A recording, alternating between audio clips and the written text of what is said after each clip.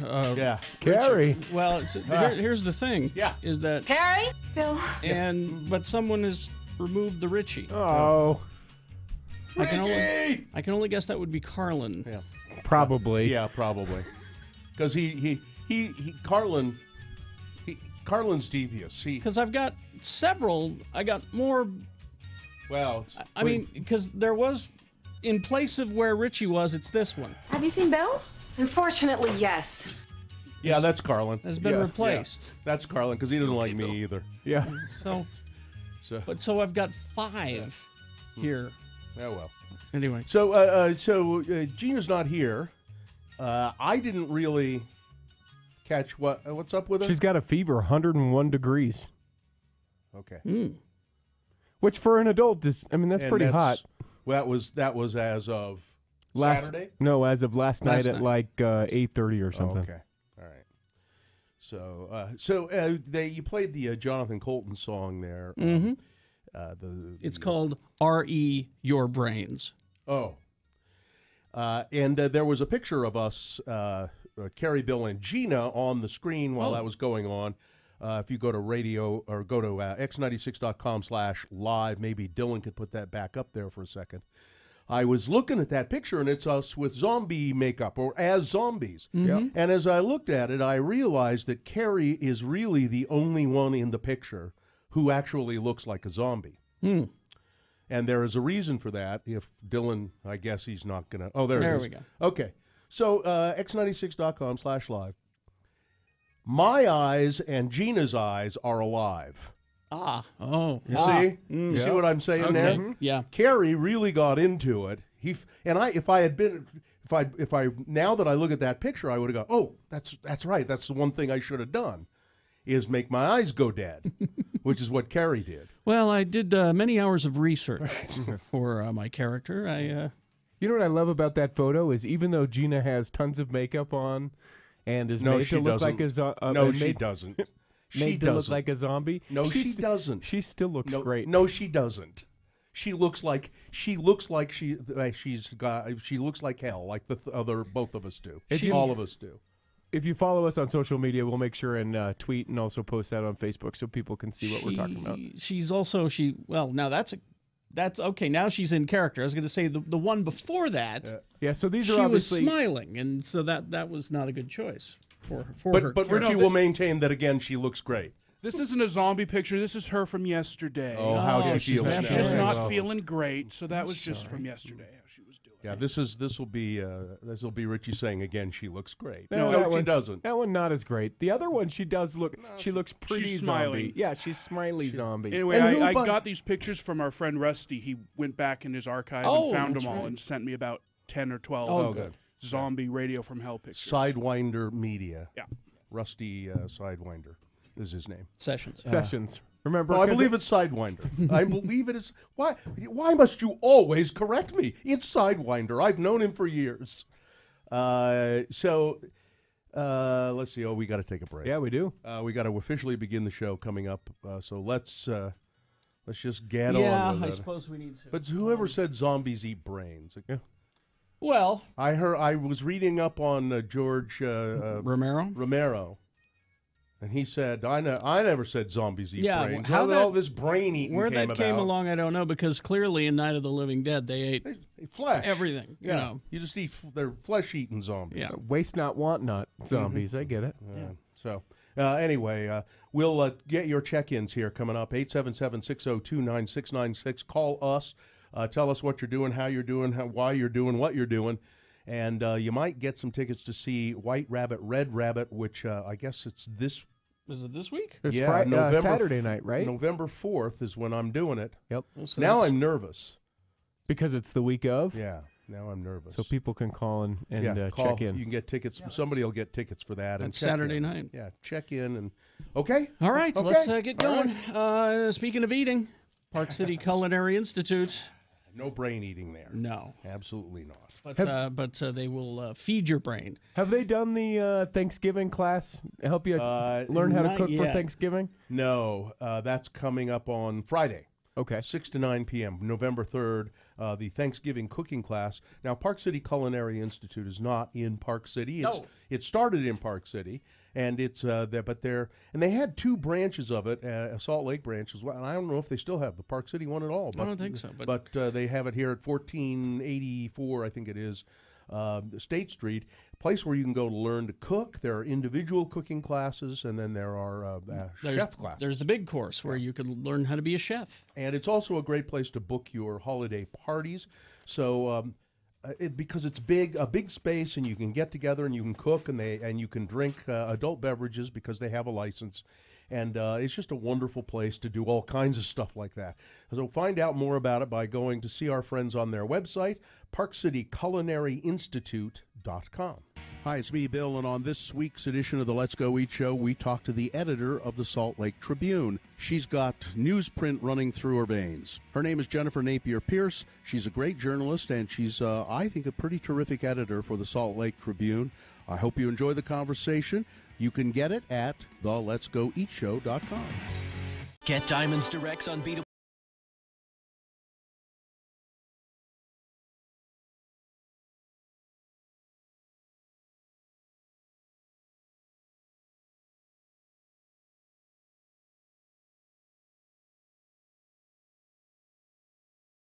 I don't like breathing through my mouth.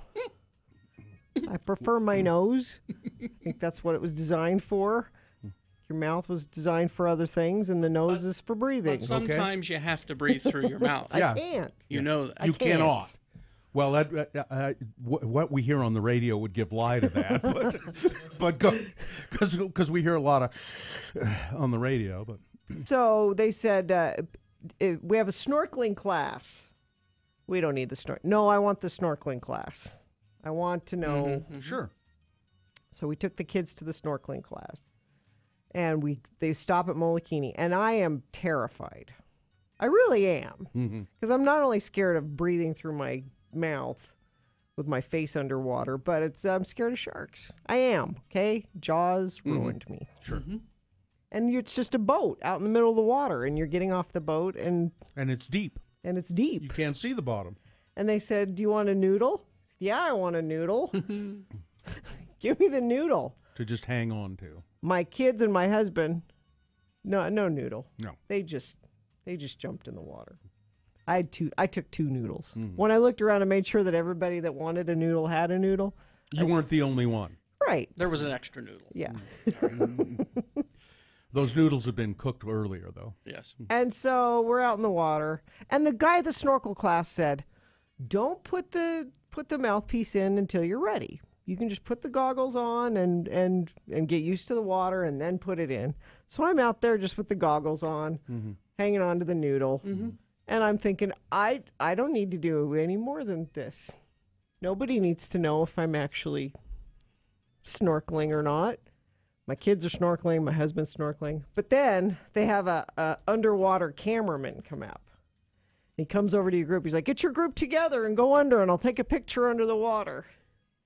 So now I'm panicking. I'm like, I can't hide from my family anymore that I'm not putting my face in the water, because camera guy wants underwater picture. And of course, you have to do that. Well, you couldn't just say to your family, "I really can't do this." No. And I didn't want Joe to know I wasn't snorkeling, because he's off snorkeling. He's not looking at me. I'm like, okay, I can totally do this. All right. Put the mouthpiece in, stick my face in, underwater camera guy's there. And I'm like, is he done yet? Is he done yet? Is he done yet? Because you're not breathing? No. You're just holding your breath? Because even though you can breathe through the snorkel apparatus. I can't, though. Yeah, you can. But I did it. I put my face in the water for the picture, and that was it. So as far as I'm concerned, I snorkeled. No. Didn't see any fish. No. Nothing. No. I floated around on the noodle. I put my face in the water. But I'm telling you, if the camera guy hadn't harassed me into putting my face in the water, I wouldn't have. Didn't see any fish. And I'm sure your I've family. seen fish. Did you see the fish? Did you see the turtles? I can Did you Google fish right now, and I know. can see them. Yes, There's I know. probably Sure, a live Molokini underwater camera right now that I could find online, and I Probably. could see everything happening there right now. Right, which is way better than what you did. which is way better than what you actually did by being there. I got in the water. Okay, fine.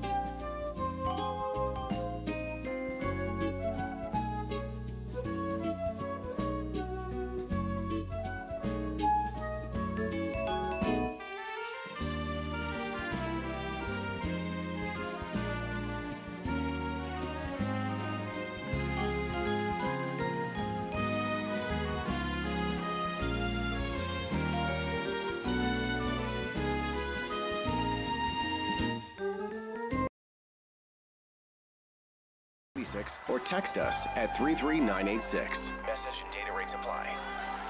Well, we've asked you to do that, to call us at 877-602-9696 and check in to the Radio from Hell show for to be a part of the least popular feature that we do. Sure. And no one's done it. So far. No one's availed themselves? No. So no one has won the tickets to go see you on Saturday night yet? No. No, maybe that's it. Maybe maybe that's why they're not They don't calling. want to run the risk. They don't want to run the risk of winning the tickets. If you're offered tickets, you don't have to take them. That's no, true. Carrie, you have to take them. So anyway, call and check in while we officially begin the program. Officially beginning the program brought to you by a crash occurs every 8 minutes. So to help save lives, law enforcement will be writing tickets to those who aren't buckled up. Support the Zero Fatalities goal and click it or ticket.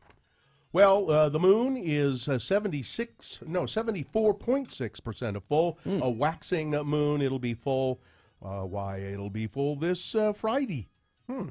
Yeah, full moon on November 3rd at 11:22 p.m. The moon will rise today at 4:17 p.m., today being Monday.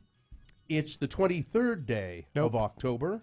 Shoot, sorry. Oh, you put that there, and I just read it. Yep, sorry, it's the 30th. It's the 30th. You didn't change it. I changed everything else. It's the 30th day of October in the year of our Lord 2017.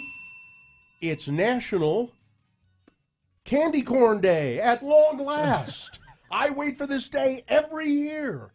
National Candy Corn Day. It's the only day of the year I allow myself to eat candy corn. Now, I've not had candy corn in easily 10 years or it's more. Delicious. And I don't remember. Delicious. I remember the flavor. Sure.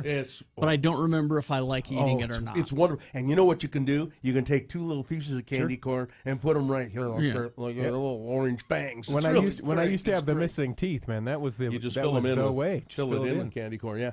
This is North America's most insidious radio broadcast.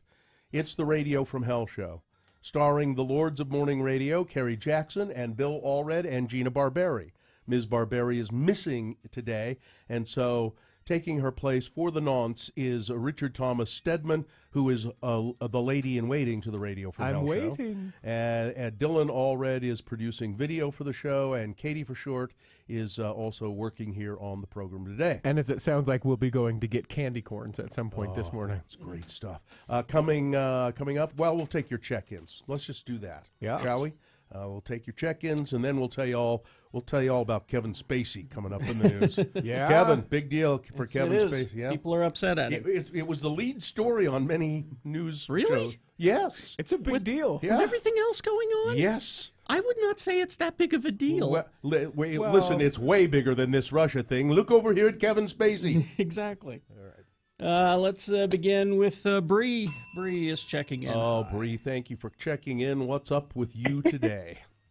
I'm just going into work. I'm a nuclear medicine technologist, so going in to do some scans. Nuclear medicine technologist. So It sounds way cool. you're not Way a cooler than doctor. it is. You're not a doctor. No. you just run like an MRI machine of some sort, or? Similar. It's Yeah. a specialty imaging modality, so yeah. Yeah, well, see, Yeah. that still sounds pretty impressive. I do get to play with radioactive material, which is kind of cool. Is But yeah, we inject that into people and do functional imaging on them. Have you heard of that? Yeah, there's this treatment for prostate cancer where they put Yeah. these little radioactive pellets in. Yeah. I guess, do they put them right in the prostate or Yeah, right my, out? my uncle had that. They do, yeah. We do a lot of studies like that where you insert. We even do one called Theraspheres where we inject it into the liver, into the tumor in the liver, and it's the same thing. It's like treating it from the inside out. Yeah, it's just astonishing. I had not. My uncle, I believe, had that prostate, and I said, they did what? And that's the first time I'd ever heard of that. And I thought, God, that's just amazing that they can do that kind of thing. Anyway, well, thanks for checking in, Bree. Now I want to really work hard today because I don't want to get prostate cancer. Yeah. The harder you work, Bill. The harder you work, the less likely you are to get it. All right. All right. Thanks, Thank Bree. you, Bree. Let's go to Savannah. Hello, Savannah. Good morning. I've been in Savannah, Georgia. It's a wonderful place. That's actually the place I was named after. Yeah? What are the odds? Why were you named after Savannah, Georgia? My dad went on his mission there. Oh, okay. There you go. It's better than conception there, which is what I've heard some people. Savannah, so what are you doing today? I'm actually on my way to swim practice for the first time in a few weeks because I blew my knee out a couple. Have we talked to you months ago. before? Have we talked to you before about this? About swimming early in the morning? No. No, I've never called in before. What team do you swim for? I'm in high school, actually. I swim for my high school. Which high school is that, Savannah? Stansbury High School. Well, you down in guys Tooele. sounds to me like you guys are going to win this year. I hope so.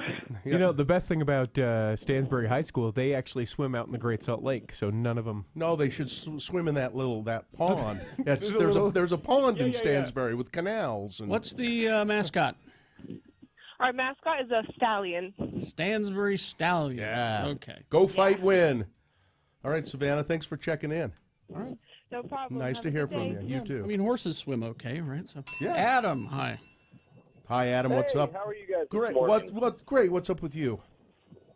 Well, I got my coffee, and now I'm trying to figure out what I want to be when I grow up. I retired, and now I need something new. You retired. What did you retire from? Law enforcement. Yeah. Former Well, cop. how about something as far away from that as possible? Don't go into Most of them go into work, security, Yeah, you know. security work, or maybe you could be a private dick. Yeah, private detective would be fun. Ooh, private dick. That's not very far away, though. Yeah, What part of the law enforcement did you do? Dude, I did probation and parole. Okay. Oh, Jeez. that was no fun. That's no fun. I think, why don't you go? I think if I were you, I'd take dancing lessons and become a professional dancer. Yeah. Ooh, that's a good one. That's a good one. Thank you. All right. Thanks, Adam. My thoughts and prayers are with Gina. Yeah. And I think I say that every day when I get up. My thoughts and prayers are with Gina. All right. See you, Adam. All right. See ya. Have a great day, guys. I always say my radioactive pellets are with Gina. Yeah. Let's go to Sheena. Hello, Sheena. Good morning, lords and lady in waiting. Good morning. Sheena, why are you named Sheena? Do you have any idea? Yes, I do actually. My mom was driving past the theater shortly before I was born, and named me after the movie Sheena, the Queen of the Jungle. So. Wow. All right. And what's up with you today? I'm just on my way into work. My work is a graphic designer for an essential oil company. Oh, one of the doTERRA or the Young Living or one of those, huh? Yeah. It'd have to be one of those. Aren't they the only ones who do it? Oh, no, Bill. Oh, no. No. Are there many others? No, let me tell you about my... Yes. Oh, you have your own essential oils company now, Gary? Yep. Yeah. I saw people getting rich, so I thought, well, let's get into this. Well, Lisa, listen, you get to design labels for things and all of that? Yes, I do. Actually, that's exactly what I do is I work on the labels. And most of the ones that I do are for U.S. nutritional supplements and the entire country of Canada. So it's kind of interesting. Good Lord. Isn't that amazing that a lot of people all over the country and up there in America's hat will see your work? Yeah, it's kind of amazing. Yeah. It's pretty cool. All right, Sheena. Sheena, thanks for checking in. Thank you. Yeah, have a great day. You too. Right. Bye. Let's see. What else we got here? Some text check-ins. Let's see. Guys, I like your radio show and look forward to listening to it today. Well, Most polite text I've had in my career. well, you're welcome, or thank you.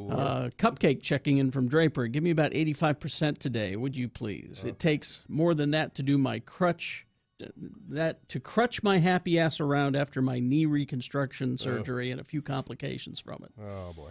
Tim the Tree Guy checking in. Alara checking in. I was going to say, I saw the message from Miles, and I won't read it, but only to say we'll do our best for you today. Sorry, Miles. Yes. Well, it looks like we don't have to try too hard today. We don't have to? No, I don't think so. I don't know. That nuclear technologist, that was... that gave me that made me want to be Well, come on, it's not like she invented the procedure. Yeah, you're right. You're right. Now I feel like I'm going to go home. No, just kind of cruise. Just kind of cruise today. All right. So we got the news coming up. Yes. And we'll tell you all about Kevin Spacey. Kevin Spacey has now made public the best kept secret in Hollywood. See, that to me is why I don't think it's a big story. But then I read the details and I went, oh, this is. I mean, it is kind of weird. It's weird, creepy. Yeah. So. All right. So here we go. It's traffic. Do you have? I do. Focus on the road. There's nothing but the road. Sean Hogan and Everest Collision want you and your loved ones to get home safe and sound. Stop texting and driving. Download the Everest Collision app responsibly. Pretty smooth sailing this morning. The only crash is northbound I-215 at 2300 South. It's there on the right shoulder, so expect between 5 and 10 minutes delay, and that's all your traffic this morning. All right. Thank you very much. We're pretty remarkable thing, I think, here in Utah, that we have one of the most incredible gourmet sodas around, invented right here in Utah. And Apple did you beer. see what was on your desk? I did see that, yes. That was nice of them. Yeah. So apple beer, I mean, I remember drinking apple beer many years ago and just loving it all the time. It's crisp, it's clear, no alcohol in it. It's a gourmet soda. It's been owned and done here in the Utah for 50 years, and it's still a family-owned company. Yeah. Apple beer, delicious choice for your adult guests who don't drink alcohol. It's great for the kids as well, and it's great for Halloween. Apple beer, perfect. Yeah. Apple beer. What we do is we bob for apples in a big vat of apple beer. No, we don't really do that. Serious. So the original is a classic Sicilian apple flavor, crisp and clean and not too sweet. And then there's Apple Beer 5 with a Granny Smith apple flavor, sugar-free. Look, go into any local grocery store or convenience store. I think you'll be sure to find it there. But if you don't, demand it. Say, where is it? I need my apple beer. Apple beer. It's great stuff. John Smith kicks off a 1-hour non-stop music wingding at the conclusion of Radio from Hell on X96.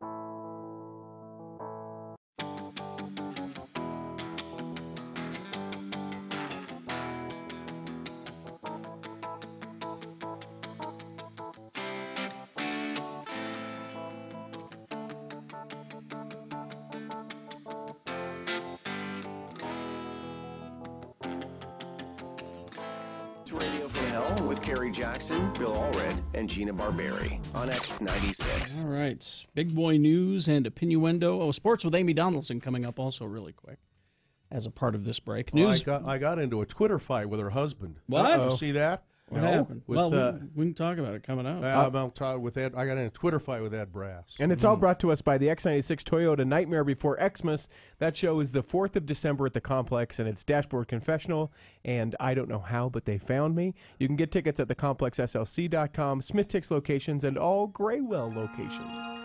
Well, we'll start with Kevin Spacey. All right.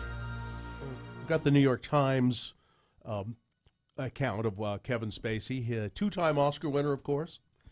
He apologized Sunday night for what he said, quote, would have been deeply inappropriate drunken behavior after the actor Anthony Rapp accused him of making sexual advances on him 31 years ago. Now, this would have been when Anthony Rapp was only 14.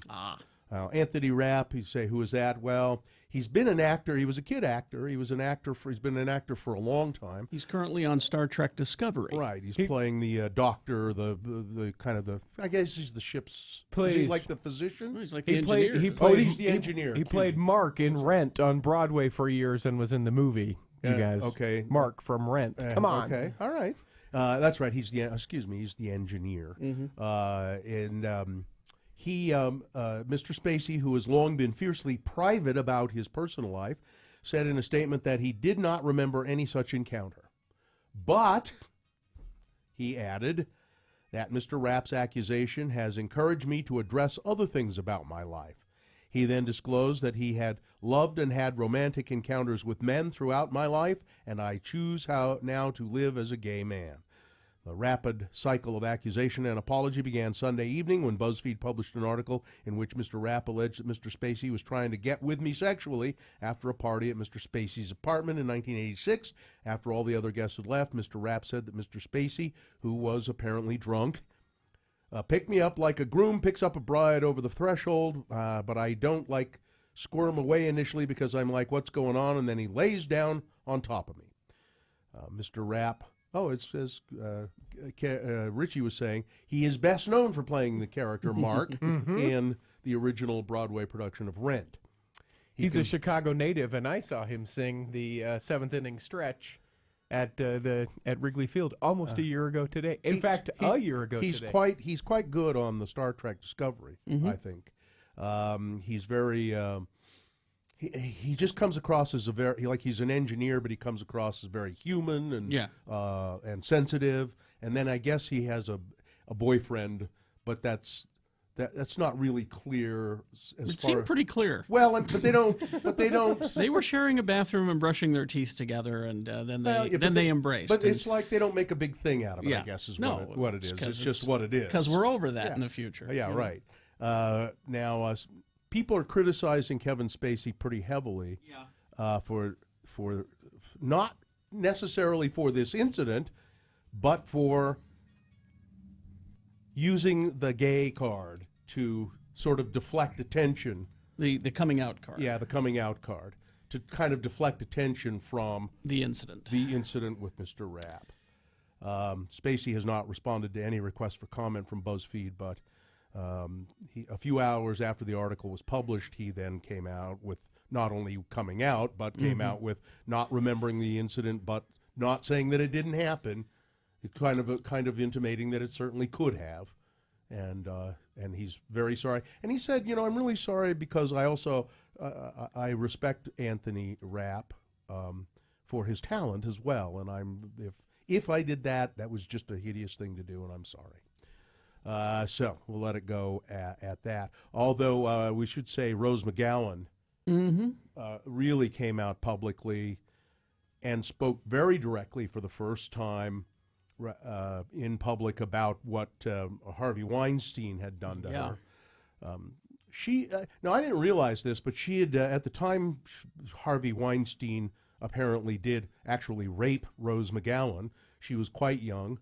This was in like 1999, I want to say, and he gave her $100,000 to try and cover it up. But her lawyer started looking at the agreement that she had signed with Weinstein or his lawyers, and the lawyers. There's nothing in here about non-disclosure. Oh, there's nothing in here, and Rose McGowan thought about it for a long time before finally. And then she said, "I'm going to go public with this," and Weinstein offered her $1 million, and she thought about that, and said, $1 million. Yeah. But then said, "No, I'm not going to take it." And that's when she started becoming very vocal about all of this. Mm-hmm. All right. So we've been expecting someday that Robert Mueller, the special prosecutor investigating Trump campaign ties to Russia, to come up with some sort of indictments or arrests or conclusion about conclusions, anything. Yeah, and it's been there's been a pretty tight lid on all of it, but he has been investigating, and so now there has been a charge. Paul Manafort has surrendered to federal authorities today after a person close to the case said that the first charges were filed in a special counsel investigation. The charges against Mr. Manafort, President Trump's former campaign chairman, were not immediately clear but represent a significant escalation in a special counsel investigation that has cast a shadow over the president's first year in office. Also charged was Manafort's former business associate, Rick Gates, who was also told to surrender on Monday. Mr. Manafort walked into the FBI's field office in Washington at 8:15 this morning with his lawyer. Mr. Gates is a longtime protege and junior partner of Mr. Manafort. His name appears on documents linked to companies that Mr. Manafort's firm set up in Cyprus to receive payments from politicians and business people in Eastern Europe and presumably Russian money. Mm-hmm. I was just going to say, so will this be a thing that now that he has gone in, that they're shake him down essentially, and we'd see everything kind of crumble, or is it thought that Manafort is kind of like a separate entity from the whole thing? Does that make sense? No, I don't know what you're asking. So what? So there's this one guy in. So what's the big deal? Well, the big deal is that he was managing Trump's campaign and apparently had communications and money interests and things with Russia. And a lot of that would have to do with Trump's business interests in Russia and in the East. And it might also have to do, but we don't know this yet, it might also have to do with trying to fix the election or rig the election. It's rigged, I tell you, it's rigged. Rig the election in favor of Donald Trump. Okay. All right? Okay. There could be and probably will be others also asked to surrender. Yeah, he's just the first. Michael Flynn. I'm sure he'll go. And hopefully the president's son-in-law, Jared Kushner. Yeah, who still has security clearance. Yeah, who's a nitwit, by the way. But maybe him as well. Now, listen, this is, I love this. John Boehner. I heard this. Former Speaker of the House. I can't say the words on the radio that John Boehner used in an interview. He was asked about what's going on in Congress today, and this will give you a good idea of why John Boehner quit.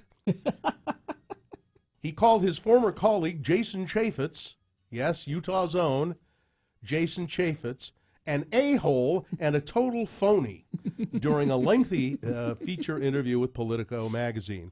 The profile, which was released yesterday, promised an unchained Boehner in his most revealing and candid interview since retiring from Congress in 2015. While discussing Representative Trey Gowdy, Republican from South Carolina, taking over the House Oversight Committee following Jason Chaffetz, well, Boehner just let loose. In addition to calling Chaffetz a total phony who was more concerned with self-promotion than with legislation, Boehner ripped Representative Jim Jordan, Republican of Ohio, the founding chairman of the House Freedom Caucus, calling him a legislative terrorist. Some Republicans wanted Jordan to take over the committee after Chaffetz's resignation, but Gowdy, he said, that's my guy, even though he doesn't know how to dress. And then Boehner leaned back in his chair and said, F Jordan and F Chaffetz, they're both a-holes. Wow. Yep, that's who you want as your governor there. A self-promoting a-hole. No, I want John Boehner as our governor. Governor Boehner, that's who I want. In addition to calling Chaffetz a total phony, Chaffetz left Congress in June to start working as a paid Fox News contributor. It's worth noting, and I don't know that you said it, Boehner was a Republican. Oh, yeah, he's the Speaker of the House. I know, Republican. but people will hear this, and maybe they don't know, and they would say, well, of course, a Democrat would say that about a Republican, but no, John Boehner, also a Republican, said that of his own party. Yeah, he says, I don't have any regrets about retiring. That's the best thing I ever did. I'm able to spend more time in a tanning bed, John Boehner. Yeah. And Twitter has suspended the account of Roger Stone, a notorious Republican political operative and longtime friend and former advisor to Donald Trump, after Stone went on a vicious, profane tirade against several CNN journalists. Stone exploded shortly after CNN was the first to report Friday that a federal grand jury in Washington had filed initial charges in the investigation by special counsel Robert Mueller into Russian interference in the 2016 presidential election.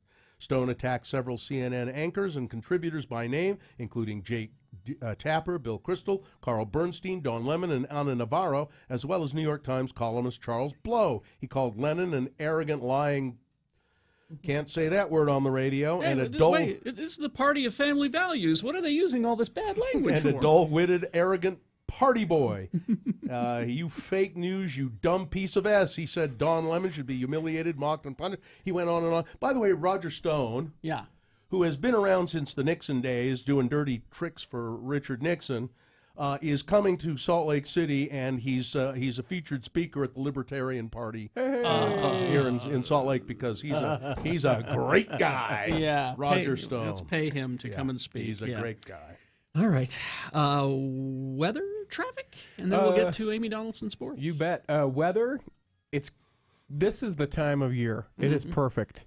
It is afternoon. Take a walk outside. No precipitation in the forecast for the next little while. Perfect temperature. Go play in the leaves. That's your weather. Traffic. Still just that crash northbound I-215 at 2300 South over in West Valley. Crashes there on the right-hand shoulder. They expect to get it cleared up in about 20 minutes, but it is still giving you delay. That's traffic. All right. Thank you very much.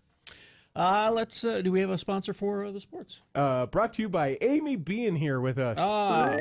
Amy Donaldson. Amy Donaldson Sports. Break. Amy is the columnist, a sports columnist and fine sports reporter for the Deseret News. And she also is married to Edward K. Brass, who's an attorney who I got in a big Twitter fight with. What happened? Early this morning.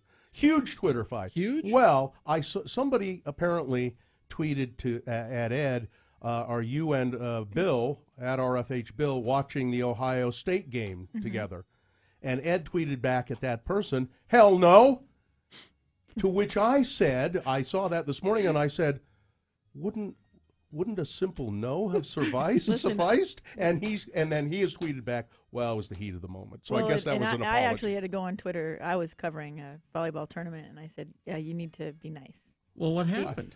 He went after USC's quarterback, Sam Darnold, calling him Sasquatch.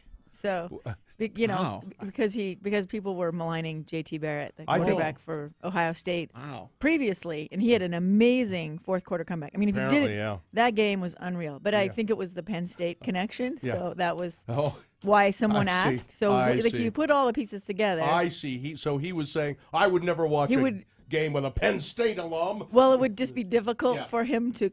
Because he has to watch alone, so he can say lots of bad words, and no one will be offended. So I think he apologized when he said, "Well, it's the heat of the moment." It was. He like I said, but you might want to. Apparently, that was an amazing game because Penn State was ranked higher than Ohio State. They were like number 2, and Ohio was number 6. Number 2 and number 4 both lost over the weekend. And Ohio State beat Penn State in a remarkable fourth quarter, I guess. They did. I think they were down. They're down double digits, more than 2 scores, with 4 minutes to go. And J.T. Barrett completed 16 of 16 passes, brought him back, helped him win. Yeah. I mean, led him to the win, and has been taking a ton of heat from.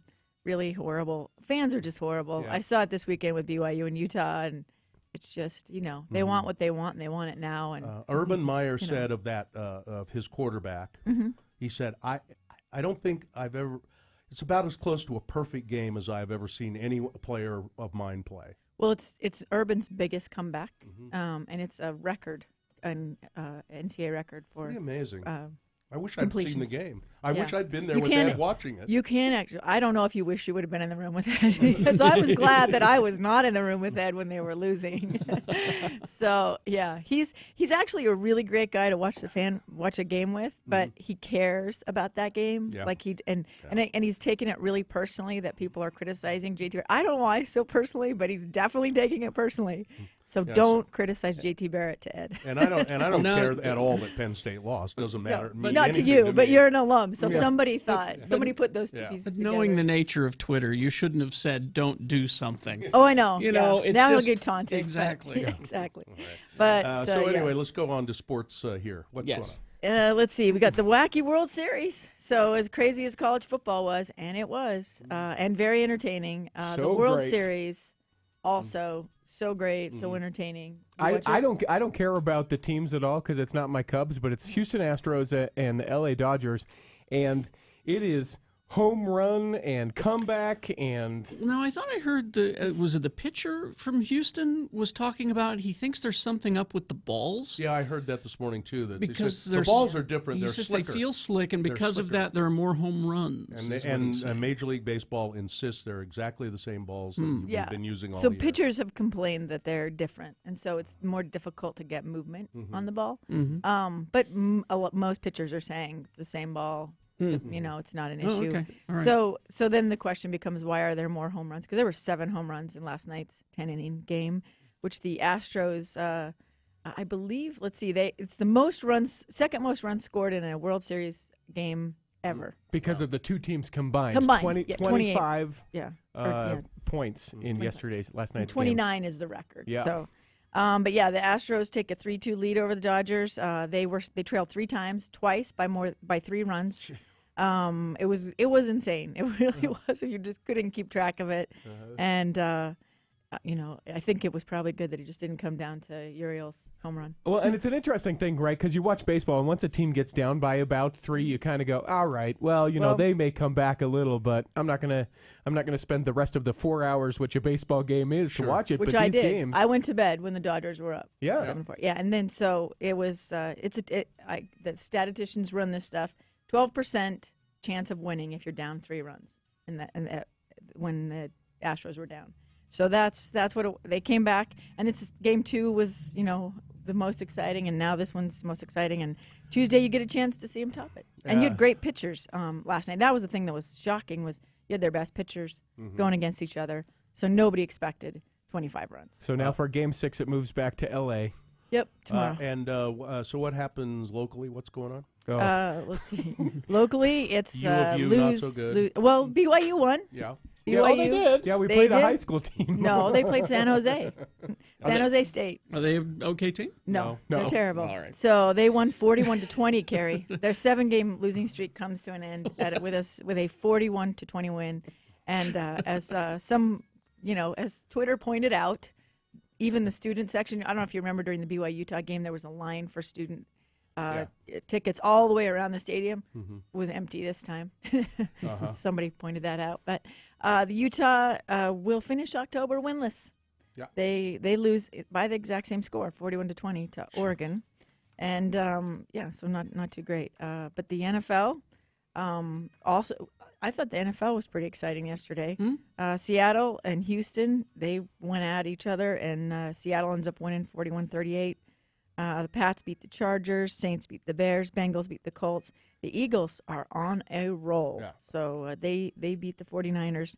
The Cowboys beat Washington, and Steelers beat the Lions. Tonight's Broncos versus the Chiefs. It's going to be a great Monday Night Football tonight, I think. You do? Don't you think?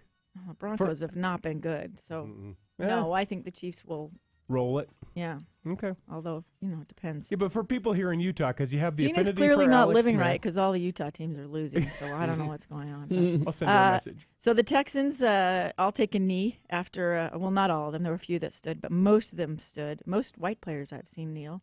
When Robert McNair, the owner of the Texans, offers an insulting analogy about his players. I don't know if you guys read this. Said, yeah, it's like the inmates have taken over the prison. He said prison. Yeah. Usually it's the asylum, but yeah. he said prison. He said prison. Yeah. I think Dr. Freud would have something to say about that. He mixed his metaphors, and everyone said that tells you what he really thinks. Yes. So I had some conversations with people about why that would be insulting, because a lot of people didn't. They were like, they so didn't what? understand why that would be insulting. No. Oh my God. No.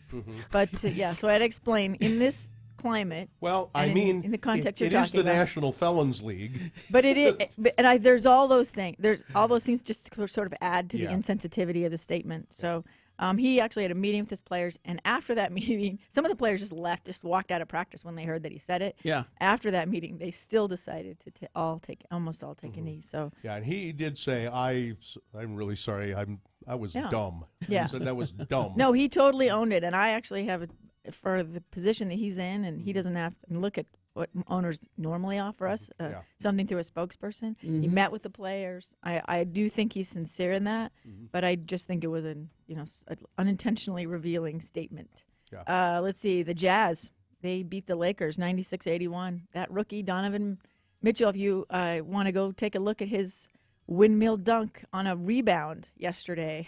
Pretty good, huh? Pretty athletic. Yeah, it was quite a bounce. I mean, when I heard putback dunk, I think of right there around the rim inside that charge circle. It was pretty spectacular. So you should take a look at it. Utah fans get to cheer on Laker rookie Kyle Kuzma in his return to Utah. He's playing for the Lakers. Tonight, the Jazz play the Mavericks. If you want to go watch Donovan work his magic. That's here? Here, yep. Okay. Utah women's volleyball loses back-to-back matches. Number 8 BYU women lose as well. They're upset by number 18 San Diego. The BYU men's cross country, number 2 in the nation, their highest ranking ever. They win the WCC championship with a perfect score, which means they took the first 5 places in the races. Yeah. The one guy wins, and then the other 4 guys cross the line together. And then, since you didn't ask, I'll tell you my column is about a senior from Millard High School who was in a car accident, and how the community rallied around her and what. Get out your hankies. Yeah. Oh, people were. This is one hanky. A lot of people. Very optimistic. A lot of people were commenting about that story. So. Yeah, and I'm sorry. This is the first time in a long time I haven't asked you about busy. your column. Exactly. I can't remember when you didn't, but it's because my husband and you were because you were fighting, right? Right. It was a vicious Twitter fight. That I pouted a little bit, and he said he was sorry. So yes. He owned it. All right. Thank you, Amy very Donaldson. Read her touching and inspirational column in today's Deseret News. Crash northbound I-215. It's 2300 south over in West Valley. They should get it cleared up here in the next few minutes, but expect a delay there. That's your traffic. Thank you very much. All right, we will take a break, and we'll be right back. KXRK Provo. Dashboard Confessional, December 4th at the Complex. Doors open at 7.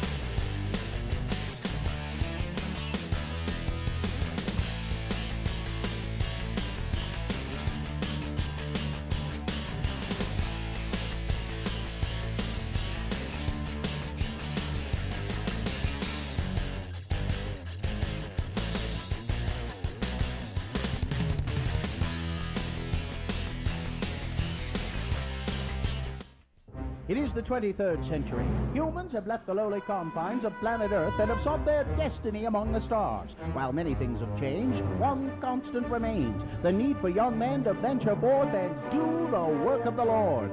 This is the tale of 2 such men who at the age of 19 have answered the call of their general authorities and are embarking on a 2-year mission to spread the gospel throughout the galaxy. This is the story of Space Elders!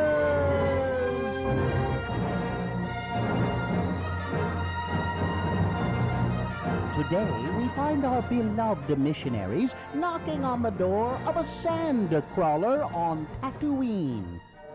Man, this thing is huge. Who ever heard of a camper being 100 feet long and nearly 60 feet tall? Well, it's not really a camper. It's more like a mobile home. An entire tribe of Jawas call this sandcrawler their home. Well, I guess we better introduce ourselves before they decide to move on. Hi there. I'm Elder Christiansen, and this is Elder Jensen. Hi. We represent the Church of Jesus Christ of Latter-day Saints. You know, the Mormons. And we was wondering if you had heard of our church and if you'd like to know more about it. Lehigh, I think my universal translator in my name badge is broken. Could you tell me what the little guy said? Well, I didn't understand him either. Oh no, our translators must not be programmed for Jawa. Now we'll never be able to bring them our message of salvation. Excuse me, sir. Perhaps I can be of some assistance. And I suppose that you speak Jawa. I am a protocol droid, programmed in over 3 million forms of communication. And I suppose that one of those over 3 million forms of communication is Jawa? Oh, Jawa's like a second language to me. You be quiet, R2. I do speak Jawa like a native. Well, then, if you wouldn't mind, could you tell us what they're saying? Talk to them. Utna Bak Chala Elders? He says that they want your hyperbikes. Well, you tell him that we need them to do our missionary work and that we would really need to be going soon, too. Kala Chuk Nakda Zula Tem, Elders Lokta Nimboshan. Oh my. What did he say? He says that they will join your church in exchange for the hyperbikes, and they want to keep your name badges too. They want eternal salvation and our hyperbikes? Cool. They get our bikes and we get our first converts. What a deal. I mean, there must be 200, maybe 300 Jawas on board this piece of junk. I mean, we can convert them all. Butch, those hyperbikes don't belong to us. They belong to the church. And so will the Jawas after we baptize them. Could this be it? Converts for Elders Christiansen and Jensen at last? Would the church frown on bartering for membership? And how many Jawas can you convert for a pair of Mark 32 hyperbikes with custom fender flares and luggage racks? Tune in next time to hear Lehigh say... No, and that is final. Now, Mr. 3PO, if you would just kindly ask the Jawas to give back our name badges, we'll be on our way. Well, all right. What if I give them my luggage rack and fender flares and we just baptize, a couple of them? No! That is your big problem, Butch. You always try to do things the easy way. Oh, yeah? Well, listen to this. I've been letting you win at Scripture Chase. On the next growth-stunting episode of Space Elders!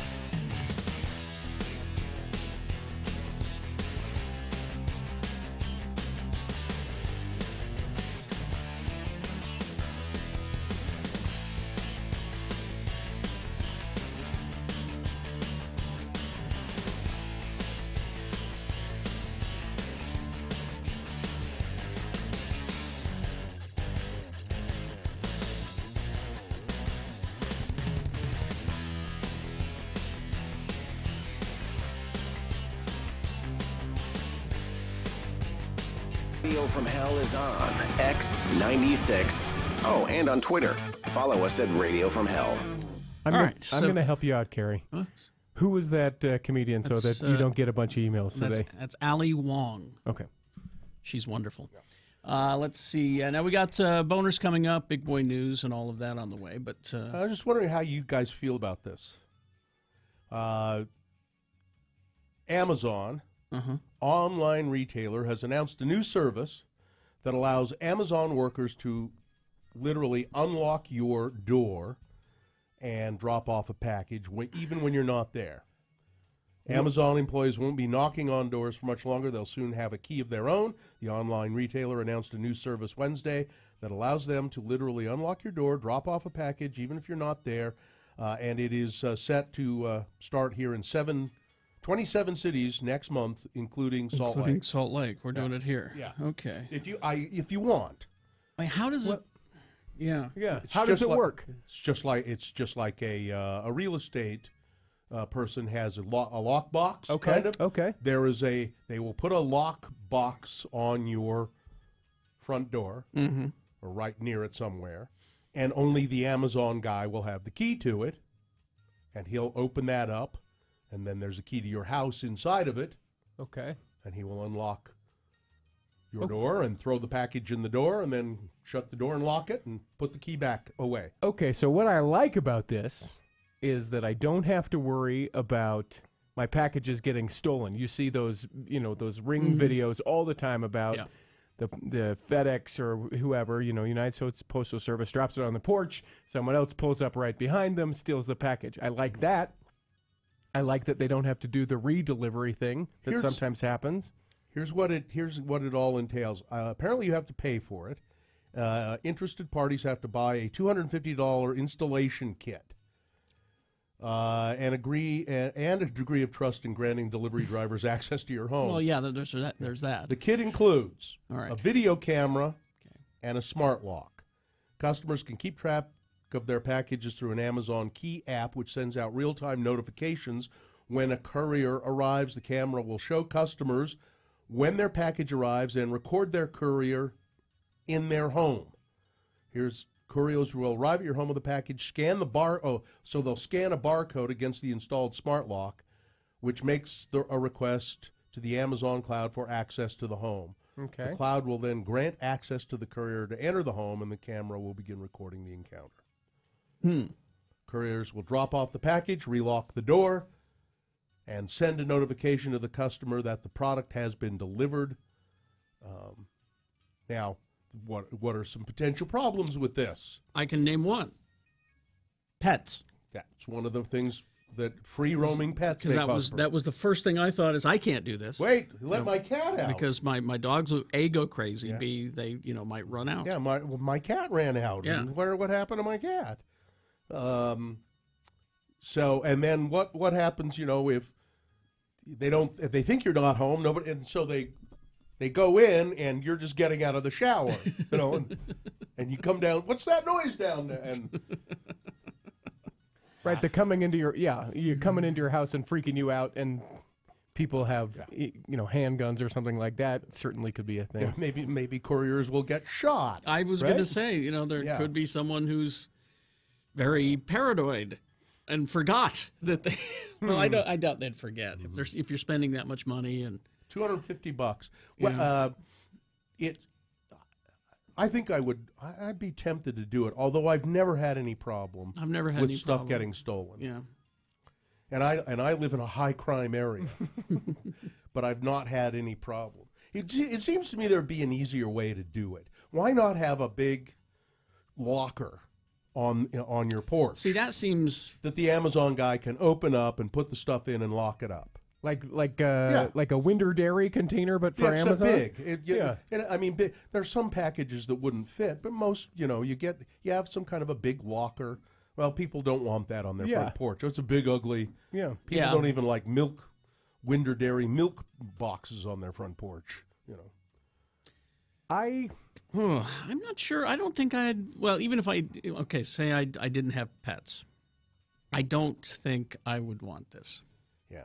I like the thing, we talked about it last week, and I thought they were going to start doing it where they will come and put stuff in your trunk of your car. That seems more favorable to me. So, like, my car is parked here in a parking lot. Yeah. And so they could just come and deliver the package. They have access to my car, and they could put it in the back of my car and make sure it was, the security screen is pulled on, I have a hatchback kind of thing, and put it in the car and make sure the car is locked and go away, and that way you get your package. Yeah.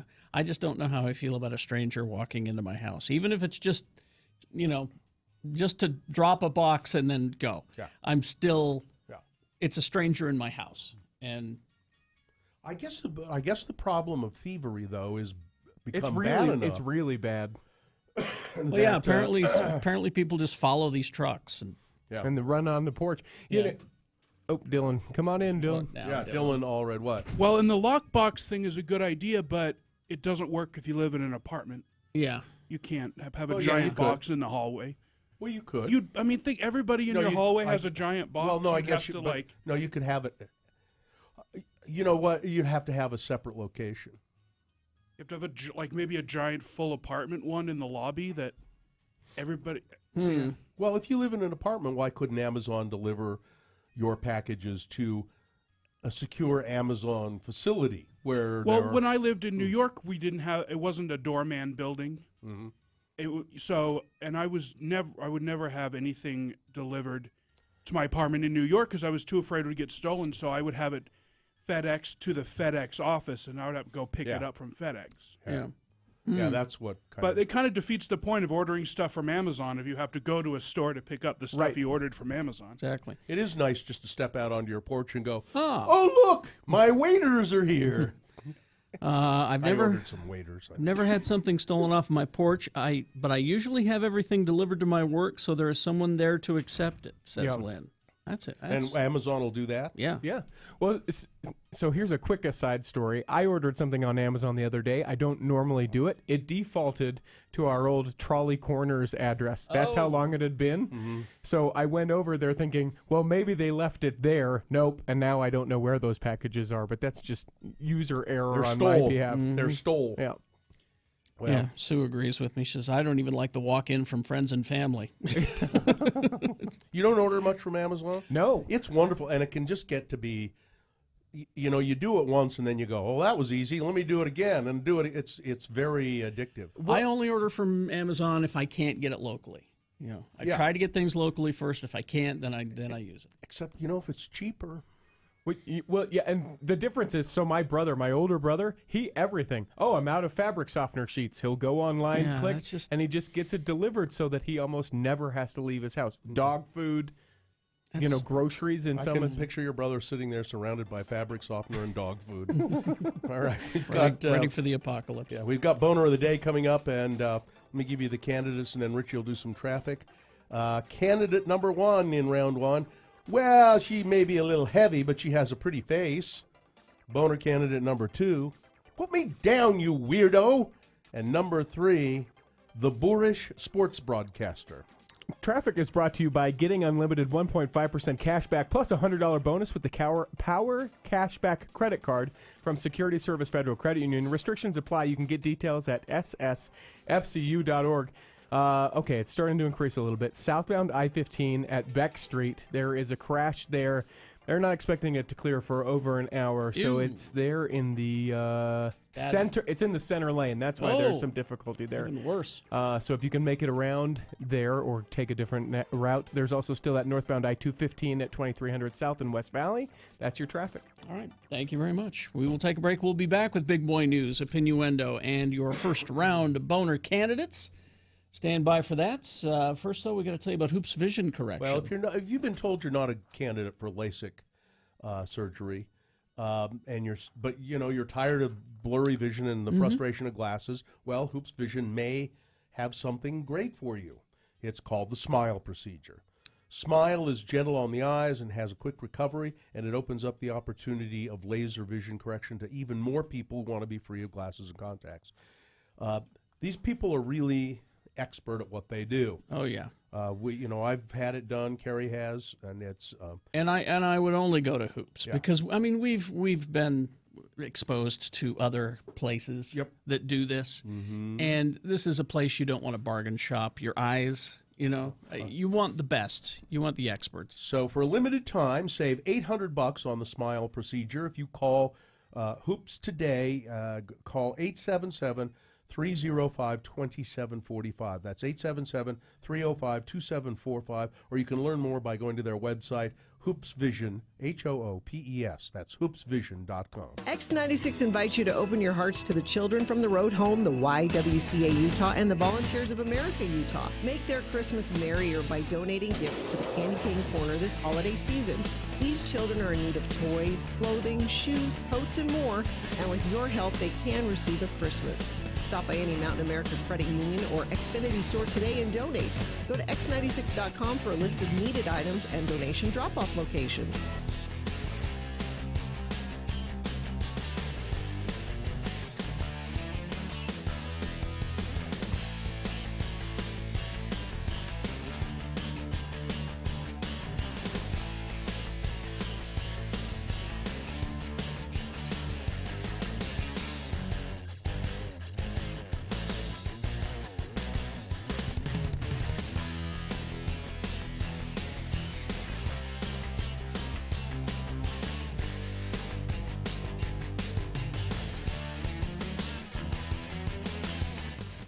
Farting is far from just a human problem. Animals fart too. Well, yes. If they have digestive systems, it'll happen. As the Washington Post reported, there's a new hashtag making the rounds through the science Twitterverse. Hashtag does it fart, which, as you may have guessed, is here to answer any and all questions about which animals are capable of passing gas. Well, I would say just Not about all. any. No, not all. Really? Yeah, Part there's a of spreadsheet. digestion. If you digest. Which animals cut the cheese? Okay. Well, Okay, I don't know which ones do. I want to know the ones that don't. tons do, of course. Bats, rats, all that. Mm-hmm. The bigger they are, the harder they fart. Of course. Bear farts are horrible. Rats, zebras, bearded dragons are among the creatures that fart. Birds, on the other hand, do not seem to pass gas. Birds. That actually kind of makes sense. But they could, let's see, marine invertebrates. So you should eat like a bird so you don't fart? Oysters, mussels, Well, crabs. how would they fart? I don't know. They don't have a bum. Well, they eliminate waste. She said in the most scientific way possible. They eliminate waste. They take in nutrients and eliminate waste. The hashtag has a purpose beyond making scientists giggle at their own handiwork. The paper explained whether or not a given animal farts is apparently a question that zoo employees often receive from kids who come to the zoo. Well, yeah. They ask the questions. Kids would ask that. If a little scatological humor keeps kids interested in biology, well, everybody wins. And if the hashtag does it fart has you jonesing for more internet things at the intersection of animals and potty humor, there's always... no, I don't think I can say that one. It's about animals with the weirdest genitalia. Okay. Now, here's someone who's saying that birds fart because they've heard their cockatiel fart. I don't think you have. What have you heard? Maybe it's just making I a fart think you've sound. heard it making a fart sound. Yeah. Yeah. They're mimicking you, Probably maybe? imitating you Yeah. farting. Yeah.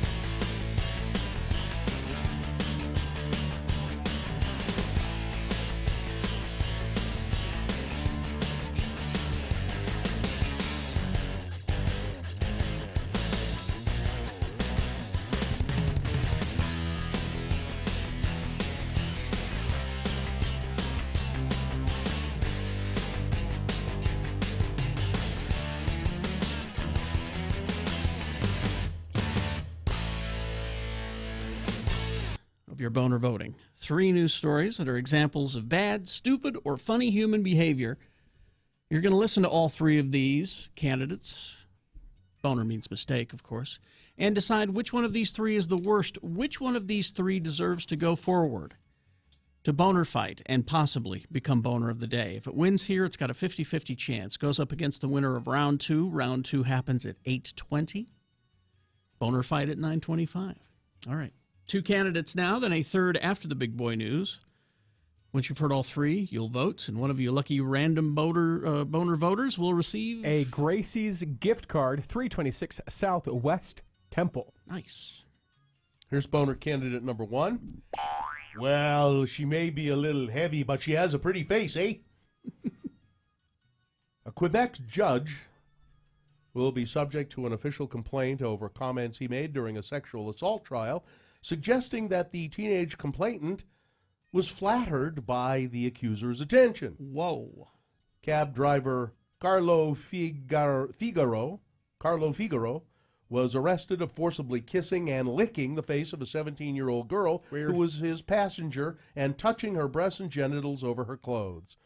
Mr. Figaro was found guilty in May and has not yet been sentenced. He is appealing his conviction. According to Le Journal de Montréal, during the trial, Judge Jean-Paul Braun remarked, "Well, it can be said that maybe she's a little overweight, but she has a pretty face, huh?"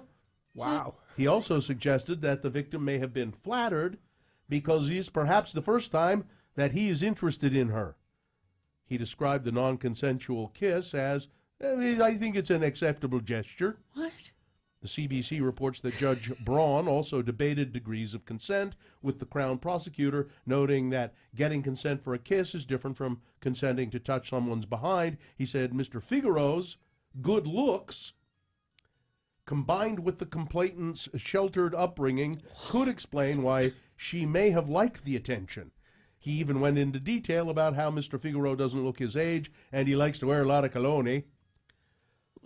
Quebec Justice Minister Stephanie Valley has said she will file a complaint against Judge Braun. I hope so. With Quebec's Judicial Council. There's so much to unpack here. I mean, boner candidate number 1. Well, she may be a little heavy, but she has a pretty face. And she, maybe she liked the cab driver, Mr. Figaro, he's a good-looking guy and likes to wear a lot of cologne. All right, here's boner candidate number 2, which is, put me down, you weirdo. A youngster on holiday with her friend was tipped out of her sunbed. It's like a recliner out at a beach or a pool. Okay. Yeah. Was tipped out of her sunbed during a poolside row with pensioners. Oh, there we go. Pensioners meaning older people. So there's a picture at x96.com/live. Jenna Deacon and Elida Robertson dared to take a sunbed that had been reserved with a towel.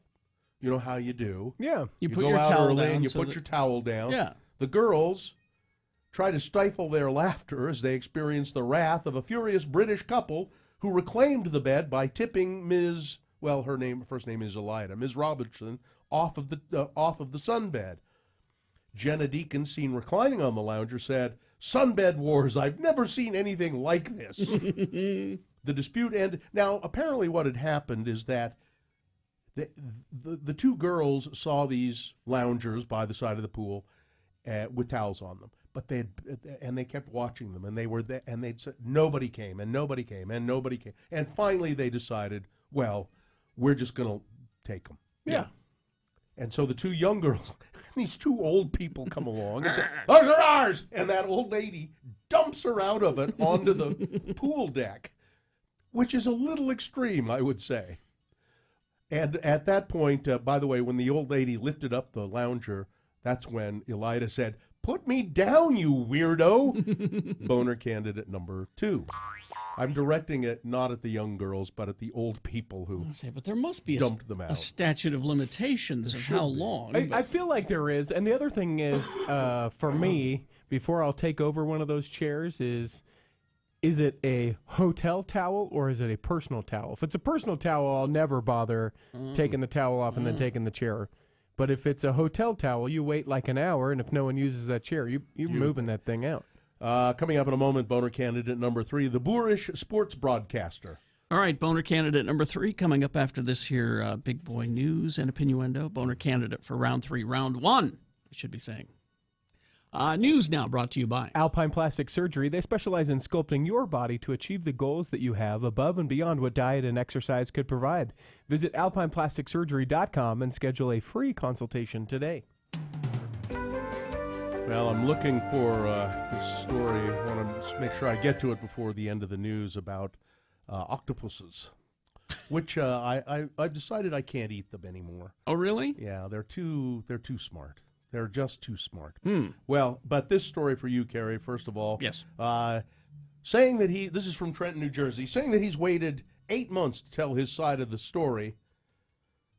The New Jersey weed man, Ed N.J. Weedman Forcion, rose from the defense table Wednesday and spoke on his own behalf.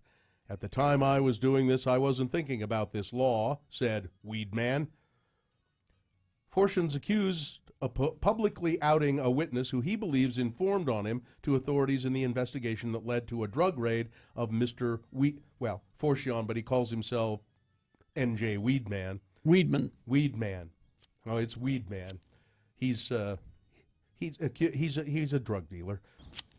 We are here because of the defendant's conduct, Boyle said. He told the jury that they were to consider if a reasonable person should believe that Forcion's behavior and actions fell under the statute of witness tampering, but he's going to defend himself against these threats. He says, I'm N.J. Weedman, and I can prove that I'm innocent. Go get him, Weedman. That's what I say. All right. I'm going to... Well, I'll do this story first, and then we'll talk about octopuses. Navy criminal authorities are investigating whether 2 members of the elite SEAL Team 6 murdered an Army Green Beret in June while they were in Mali on secret assignment.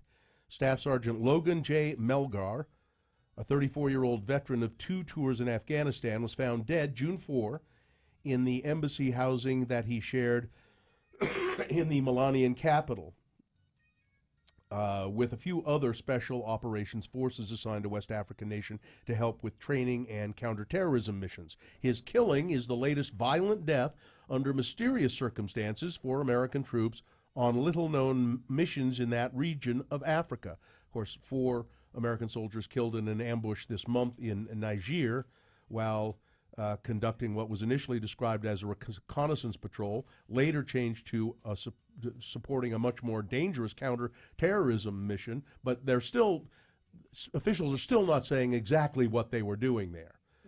Now, the Navy SEALs' potential involvement also raised the prospect of a highly unusual killing of an American soldier by fellow soldiers, and threatened to stain the SEAL Team 6, which is the famed counterterrorism unit that carried out the raid that killed Osama bin Laden. So nobody's saying exactly what went on here. Right. But they're saying that apparently these 2 Navy SEALs killed this Green Beret guy. Nobody's been charged yet, but they say they have evidence which implicates these 2.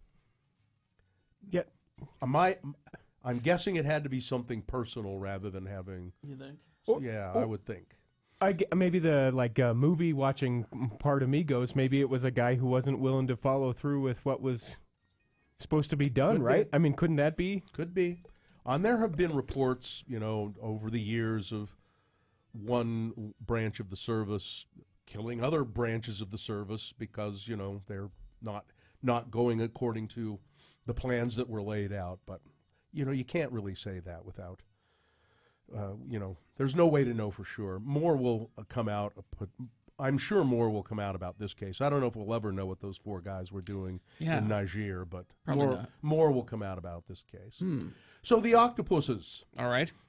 It's like a horror movie or the Bible in which all of the animals die or stare or gather en masse. This week, a Welsh boat tour operator, Brett Stones, witnessed in terror as more than 20 octopuses walked out of the ocean, walked on 3 consecutive nights, and then died on shore. The species is called the curled octopus, usually dwells around 300 feet below the water. The event is extremely odd, say marine biologists, and they guess that the event could have to do with Storm Ophelia and Storm Brian, which caused enormous storm surges and waves earlier this month. It sounds like a fish kill event, which happens sometimes mostly in lakes and ponds that have really poor water quality. This rarely happens in the open ocean, though, or saltwater. But researchers have been finding dead zones in the Atlantic, which could lead to fish kills. Some people tried to put these octopuses back in the water, but it was too late. They were dead. But can you imagine watching this, seeing these? And they did. They walked out on their tentacles up out of the water and died on shore. Wow. And they also made sounds, which I haven't had the heart to listen to. But apparently it's really... I don't need to hear that. It's apparently really creepy. Ugh. As they... but part of me's kind of curious. Carried... Yeah. Maybe? Well, we'll look at it. Maybe we... So why are the octopuses committing mass suicide? Don't know. That's the thing. And I just and they're really smart too. You know, there's they escape that like octopuses in aquariums all escape from things, and you know they can open up packages from Amazon and you know and get them delivered to their. I mean, they're really bright creatures. I just can't eat them anymore. I don't think. Now, you remember those? Used to see them all over the place. Those fallout shelter signs. Yes. I have one in my studio at home. Yellow and black with the 3 triangles. Yes. And then it says Fallout Shelter. If you go to x96.com/live. I bring it up because the guy who, I just happened to see this in the New York Times on Sunday, the guy who designed that is a guy named Robert Blakely. And he has died at the age of 95. I love your work, Mr. Blakely. But as I read through Mr. Blakely's obituary in the Times, he was born in Ogden, Utah. What? And attended Weber State Junior College, as it was known at the time, now Weber State University. And then he went to, was it the U for a year? But then he ended up becoming an engineer. And he worked for the Department of Defense. And so he wasn't a professional designer by any means at all, but they needed to come up with a sign, some sort of a sign for these fallout shelter, and they used to be on public buildings all over the country. In case there was a nuclear war, this was a place you could go. Yeah. And it was usually the basement of a building. I remember one at my high school. That's the only time I think I've ever seen a real one. And then in there you would find barrels of water and crackers, as I recall. There were always like saltine crackers. Yeah. So you could go there if there was a nuclear event, and you could stay there until it was safe to come out, which would be never. So, yeah, he went to Utah State for a year. Then he joined the Marines. He became an engineer. And he said his kids said we would walk around, like we'd go to Manhattan, walk around, and we'd see those signs. We'd say, Dad, look, there's one of those signs you designed. And he'd always just go, yeah, whatever. No, he said it was no big deal. No big deal. I love his work. No big deal. Are we out of time, or do we still have a little more? Just real quickly here, more about the indictment. Manafort? Yeah, Mueller indicts Manafort. 12 counts of conspiracy against the United States. Wow. Conspiracy to launder money. Unregistered agent of a foreign principal. False and misleading FARA statements. False statements, and 7 counts of failure to file reports of foreign bank and financial accounts. What about Hillary? Has he indicted Hillary yet? For what? For, selling uranium to the Soviets at Uranium One. That's been solved. she wasn't Secretary of State listen, at the time. The Democrats funded the opposition research. They were colluding with the Russians. Originally, the Republicans started it's opposition research. We need to start looking into what the Democrats... But Donald Trump Jr. likes What about those opposition emails? research. What about those... They've gone through them. You know Michael Moore had a failing Broadway play? Failing Broadway play. It's worth mentioning who Manafort is for people who He's he was the campaign manager for Donald Trump's campaign when he was running for president, although he did not remain the campaign manager. But he was campaign manager for Trump longer than Steve Bannon was. Yeah. So they always try to say just for a very short time. No, he was around longer than Steve Bannon was. Yeah. All right. Weather, traffic. Let's do it all right now. The weather is perfect. So the afternoons, go walk in the crunchy leaves in Salt Lake City. I love it right now. Okay. Light jacket in the 60s. It should be that way for most of this week. No precipitation on the forecast at this point anyway. That's your weather. And quick look at traffic. It is starting to increase, so be careful if you are traveling northbound I-15 around 2900 south. There is a crash there on the right-hand shoulder. They expect to get it cleared up here pretty quick, but causing about 5-minute delay. And still... there's a new crash. Northbound I-15 at 6600 south. There on the right-hand side as well. Expecting between 10 and 15 minutes of delay. So northbound I-15, beware. Here's Boehner candidate number 3, the boorish sports broadcaster. A Texas school district has apologized after a high school football broadcaster repeatedly used a racial slur when referring to African-American players on an opposing team. The Claiborne Independent School District in Texas apologized for online audio comments made last week on a matchup between the Claiborne High School and the Seguin High School in Arlington, Texas. The game was broadcast by an online site that covers Claiborne High School contests but isn't affiliated with the school district. Excuse me. Claiborne officials told Arlington administrators that the broadcaster will no longer call games. We support the decision. He said it is not time for divisiveness. We appreciate them taking steps to promote unity and good sportsmanship. What the broadcaster did was refer to the players on the Seguin team as Cougars, an apparent conflation with the school mascot, Cougar, and the word Negro. Okay. Because the majority of the team and the student body at Seguin is African American. So he called them the Cougars, you see, because it was funny. He also invoked a weight loss program in joking about a cheerleader from Seguin, saying at one point, hey, Jenny Craig has a lot of work to do with her. About one of the cheerleaders. Oh, good. Yeah. The Cougars. Boehner candidate number 3, the boorish sports broadcaster. And I say boorish because that's how he was referred to by a school spokesperson. We do not condone such boorish behavior. Yeah. There we go. Huh? That's number 3. I was just going to say, some of these stories just don't seem like they can be real. I know, they defy. Yeah. They really defy explanation. And yeah, let's review them. Well, yes, let's review the first 2 and get to voting on round 1. Like Boehner candidate number 1, well, she's a little heavy, but she has a pretty face. See this one. Maybe the Quebec judge who said, maybe she kind of liked it because that cab driver who assaulted her, he's a good-looking guy, and he wears a lot of cologne. Maybe she was flattered. 17-year-old girl. And then Boehner candidate number 2, put me down, you weirdo. This old people who dumped the 2 teenagers out of their pool loungers. And Boehner candidate number 3, the boorish sports broadcaster. All right. You got to decide. This is round 1. You got to decide which of these 3 is the worst, which one of these 3 deserves to go forward to Boehner fight and possibly become Boehner of the day. If it wins here, it's got a 50-50 chance. You got to decide. You don't have much time to do it. 1, 2, or 3. Remember your candidate number? Put that number in the message of a text and text that to 33986. All right? Or you can call 877-602-9696. Use your voice. Or go to x96.com and look for the box that says Round 1, October 30. and vote there. If you do not see that box refresh, it should appear. You've only got 3.5 minutes to get your vote in. Not kidding. Here we go. It's round one.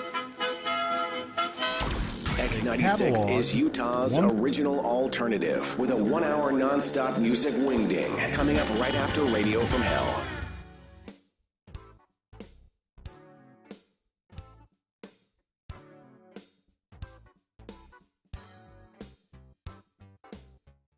They cataloged 1,568 serials, released over 150 years, and then let people vote on which one is the best serial in history. In history. So not current cereal, just the greatest cereals of all time. I know you feel strongly about that. I do. Over 500,000 people voted. This was a good list. Do you agree with the findings? I do. Okay. There's a top 50. Oh, no, there's a top 100. Top 100. Number 100 at the very bottom got 2,229 votes. I don't know as I've ever even heard of Vanilla Crunch. It no longer exists. Yeah, some of these are gone. It was a Captain Crunch line. Okay. And the mascot was a white whale. But it was delicious. It was just little vanilla balls. Sounds good. They were just delicious. So good. I remember the little white whale. Yeah. Now, do really yummy. Grins, smiles, and giggles and laughs? Yes. That's 99. Never heard of it. It's a kind of a sugary corn-based cereal. It's shaped like smiles. Okay. All right, the top 10. All right. Number 10, with 5,051 votes, Wheat Chex. Again, a good utility cereal. I like no Cocoa Puff. Yeah. Number 9, Puffa Rice. Again, regional. Yeah. They didn't poll me on this. Well, wait. You know, Gina, there's a reason people don't poll you. No one cares for your opinion. Well, so far this top 10 sucks. Number 8, and you've been urging me to get to it. I've been doing the entertaining part of the list. Now we get to the sucky part. Okay. I knew what I was doing. Number 8, Rice Crinkles. See I again. don't know that one either. Number 7, Concentrate. What's I Concentrate? have no idea. That one I've not heard Is of this that a one. British list? I don't recognize the... because Weetabix is not on the list. No. Number 6, Wheaties. Number 5, Captain Crunch. Number 4, Honey Nut Cheerios. Delicious. Number 3, a good cereal, Cinnamon Toast Crunch. Always good. You like that I one. like that one. Yeah. Number 2, they're great. Frosted Flakes. And number 1. The absolute correct answer. No, and I don't get this, but I know you love this cereal. Quisp. Quisp. I nearly wore my Quisp watch today because of that. A cereal that should come back, right? It shows up every now and then.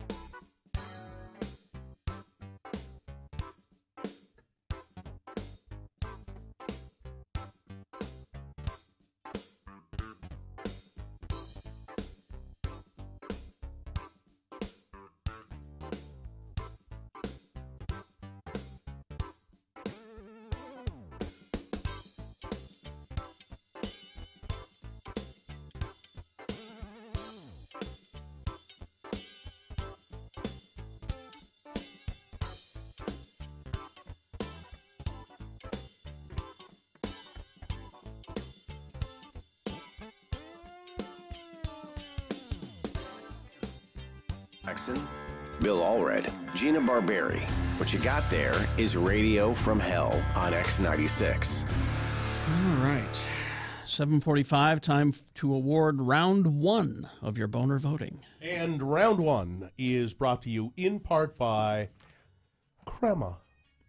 And also by our friends over at Gracie's. Happy Monday. After you clock out, head to Gracie's for Monday Night Football, the best nachos in town, and a cold brewski, followed by jazz session with David Halliday, the JVQ playing after the game, adults only. You know, crema's delicious. The Mexican people know that, but I don't think we use crema as much as we should. No. It's good. We should use it way more than we do.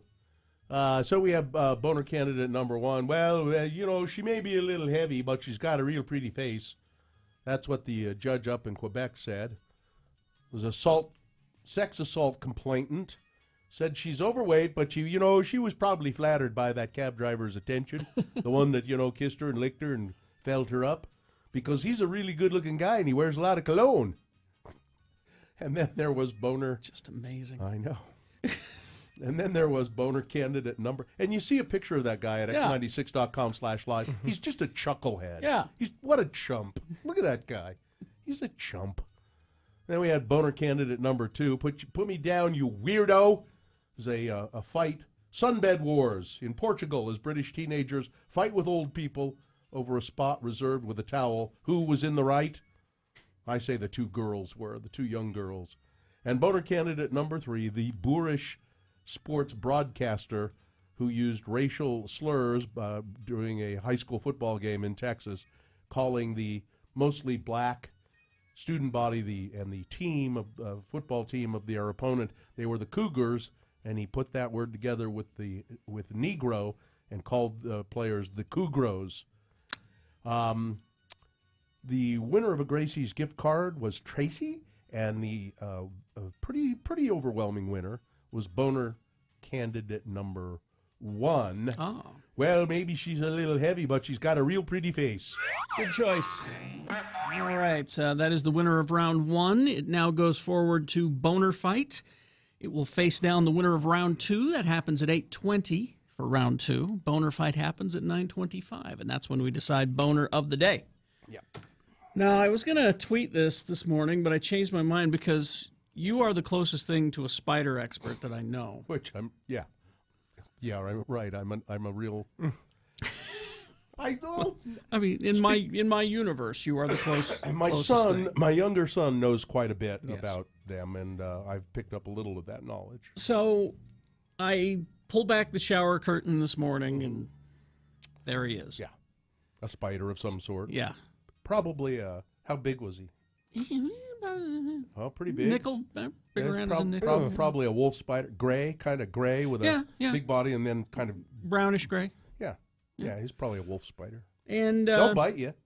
Yeah, I wasn't going to give it the opportunity, but my question was just: I looked at him and I said, "I said this. Tell me, Mr. Spider. Yeah. What is it with you guys in bathtubs?" Well, what's with the bathtub fascination with spiders? I have a couple of answers to that. First of all, there's the old. This is the more common answer: is itsy bitsy spider climbed up the water spout, so they climb up the water spout somehow. But then down would come the rain and wash the spider out. Which is what happened. Yeah, and up comes the sun and dries out all the rain, and then the itsy bitsy spot. But that's not the. That's not your scientific answer? No, I think bathtubs are spiders go there to die. Really? I think it's they go there to commit suicide. It's like they go there to commit suicide because once they're in there, they can't get out. But do they know that? I think they know that. I think they know I'm going there. I know I can't get out. It's kind of like the spiders, like the elephant's graveyard. It's where the old spiders go. Okay. They know they can't get out. I Googled this. I was going to say I'm kind of thinking about taking back that maybe you're the guy in my life that knows more about spiders. But I Googled this, and part of what Bill is saying is true. In that they in that they can't get out like they can on other, because the porcelain for something about is the porcelain is a little bit slicker. Okay. And that they're able to cling on enough. You know, underneath your bathtub where the drain is, there's the U, and then it exits out. That they're able to cling before they get wiped down the second part, so they can come back up through the U of your drain to come back out. Oh, so they actually go. Well, they get washed down the water spout. Right, but then they literally climb up the drain again because they don't get and all Itsy the Bitsy way Spider out. crawls up the drain again. Yeah. So it's accidental, is what you're saying. Yeah. That they wind up in the tub and they can't get out. Right. Yeah. It's accidental. Yeah, no, they Okay. don't go there as All right. It's not like facing east for dogs or Yeah, stuff like that. What? Don't they say dogs faced east when they die, where the sun comes up? I don't know. Isn't that a thing? Never heard that. Never heard that. Hold on. I know that Native American people always build their homes, their hogans and stuff with the door facing the east. The sun comes up to wake you up. I swear that. Oh, maybe I made that up. Yeah. So how long does it take? Take him to die? Well, I mean, I doubt this one was coming back because Did you just wash him down the drain? I did and then I showered, so there was plenty of water pushing him Well, no, down. but that's what I'm saying. Is No, so he'll he'll be able to cling somehow to the gunk, and then as soon as the water's gone, he goes. Because they can survive quite a while with water, on them, and So there's nothing online that says that this is why they like bathtubs. No, but there are multiple blogs that have theories as to why. All theories. You tell me that a lot of those theories aren't that they're committing some sort of final end of life. It's they're going there to die. Let's see. Jim's speculation: spider in tub, a sacrificial decoy, while the spider army fills your bed. Whoa! Wow. Oh, yeah, because you feel like you got to win in the bathtub, but in the meantime, you're away from your bed where they've just... and now here's an exterminator told me that plumbing pipes are considered the spider highway. Huh. Yeah, there you go. Huh. Okay, all right. They can travel long distances like the spider highway. Huh. You think he's gone, Carrie? But I'm pretty sure there was a lot of water. Well, I think I washed him out. Can they handle urine? Well, and then there was some of that too. There was that. Yeah. But Carrie has athlete's foot. Yeah, that's why he does that. I was bitten by a squid. Yeah. And then there was this charcoal soap that I'm using. I'm sure he didn't like that either. Charcoal soap? Yeah, I know. Weird, right? Why are you using charcoal soap? Somebody gave it to us. Is it the homemade kind? No, it's a local company. Yeah. I can't remember the name of the company, but they're local. And somebody gave me, it's this big chunk of black soap. Mm-hmm. And this is the new fad, apparently. I'm going to stop using it because it's drying my skin out. But, I mean, it's good soap. I like it. But it's got the slight scent, and it's that generic, man cologne scent, Well, here's the whole thing about charcoal. Charcoal soap? Yeah. Yeah, what's the deal? It's everything you need to know about charcoal soap. It's the new trend. What does it do for you? Well, what can activated charcoal do for your skin? Yes, what can it do? It says, here are 5 reasons that it's good. It's trendy for a reason. It is trendy. Yes. It's gained a lot of attention as a buzzy ingredient in skin care. It's made with a special type of activated charcoal created through a rapid heating. All right. What does it do for me? It does deeper cleansing than normal. Okay. And it reduces the appearance of your pores. So if you have big pores, and it says it's perfect for all skin, at least this particular brand says it's good for all skin types, and it won't dry your skin. Sue says the company is Perfectly Posh. They're a local. And it's a local company? Local company, yeah. And I can't remember how we came into possession of a bunch of products from them, but she says, here's some soap. But I mean, it's nice enough. Bunch of people make it. Yeah. You know what you should start doing, Carrie? I actually found this out a couple months ago, and I meant to tell you. You and Sue don't have kids. Yes. People sometimes ask you about having kids, stuff like that. You start making homemade soaps, and you can't have kids in the house because of the lye that you need to make homemade soaps. You just say, no, we can't have kids around because we're homemade soap makers. We make our own soap. Yeah. Or I could just tell them the truth. Well, but never had the desire to have kids. But if you need an extra little oomph, listen, we have no, this home business. If someone needs an extra bit of oomph, they're not in my life. You know, if they question it, they quickly get cut out of my circle. Okay. Let's see. Spiders and other bugs can sense humidity, which to them means water. They are drawn to the bathtub and pipes because of humidity. And, oh, yes, Richie, I wish that you could see Fight Club if you want to know about making soap at home. So Perfectly Posh makes Gender Bender soap. That's the soap. Gender Bender. Yeah. A chunk big bath bar. That's the other thing is it's really big. I didn't care for how size of the... They also make a white soap called Milking It. Ooh. They make hand cream called Lil Snarky. Holly Jolly Chunk Bath Bar. I don't know what that is in that. They also make a soap. Is that a soap? Yeah, called Field Better Soon. Okay. I think it has, botanicals in it, like that grow out field. in a field. I see. Yeah. Okay, yeah. This stuff is not cheap either. Quick look at traffic. Northbound I-15 at 6600 South. There's an accident there on the right-hand shoulder. Be aware of that. Northbound I-15 at 2900 South. Another accident there on the right-hand shoulder. And northbound I-15 at 123rd South. What's your deal, northbound I-15ers? There's a crash there on the right-hand shoulder. Southbound I-15 up in Davis County. There's an accident there. And southbound in Lehigh down in Utah County, there's a crash there. All those between 5 and 10 minute delay. Probably not a way around them, but just be aware that that'll be part of your commute this morning. They make a Rico Guave soap and also a Where You Been All My Life soap. Clever names. Made out of beans. Anyway. Bill Frost is here. I just saw him walk up. He's here to tell us what's on TV this week. Stand by. KXRK Provo. With all the crap that's going on in the world today, I think we should just go bowling.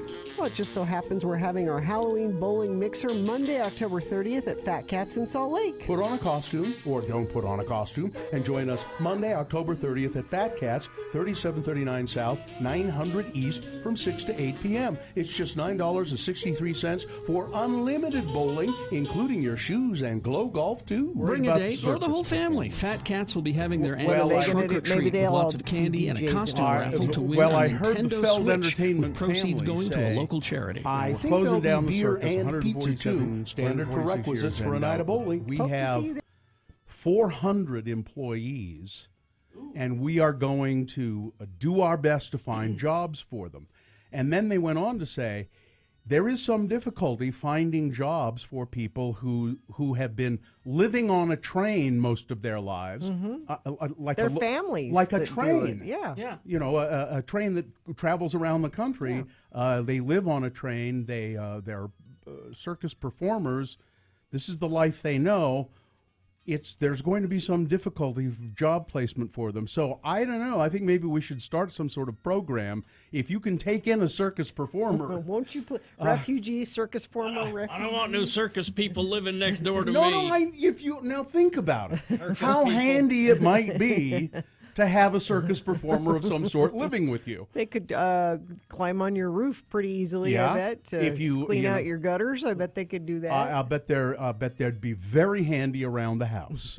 Circus performers would be they know how to do all kinds of things. They would know how to go next door and scam your neighbors out of stuff. I don't trust them. They would know how to. I mean, if there are any, for instance, if you have neighborhood chickens, I'll bet they can steal chickens. Circus performers can do all kinds. Circus performers can steal chickens? I think they know how to steal chickens. I think they know the best houses to get free meals. I think they know all kinds of stuff.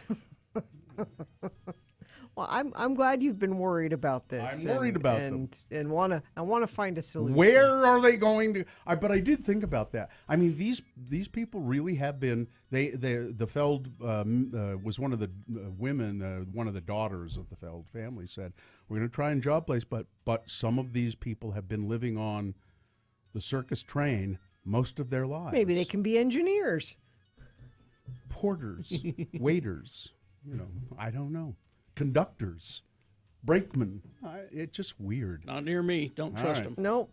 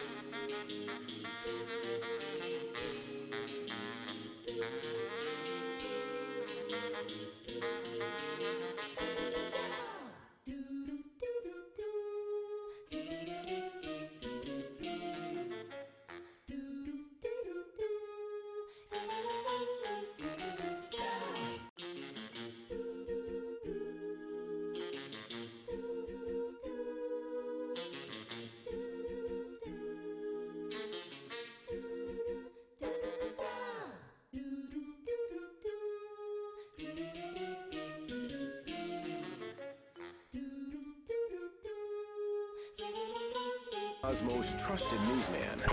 Trusted? That's good. I don't know. Bill Allred on X96.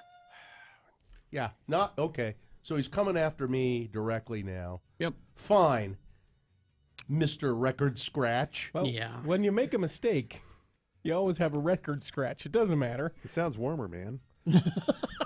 I guess so. It's vital.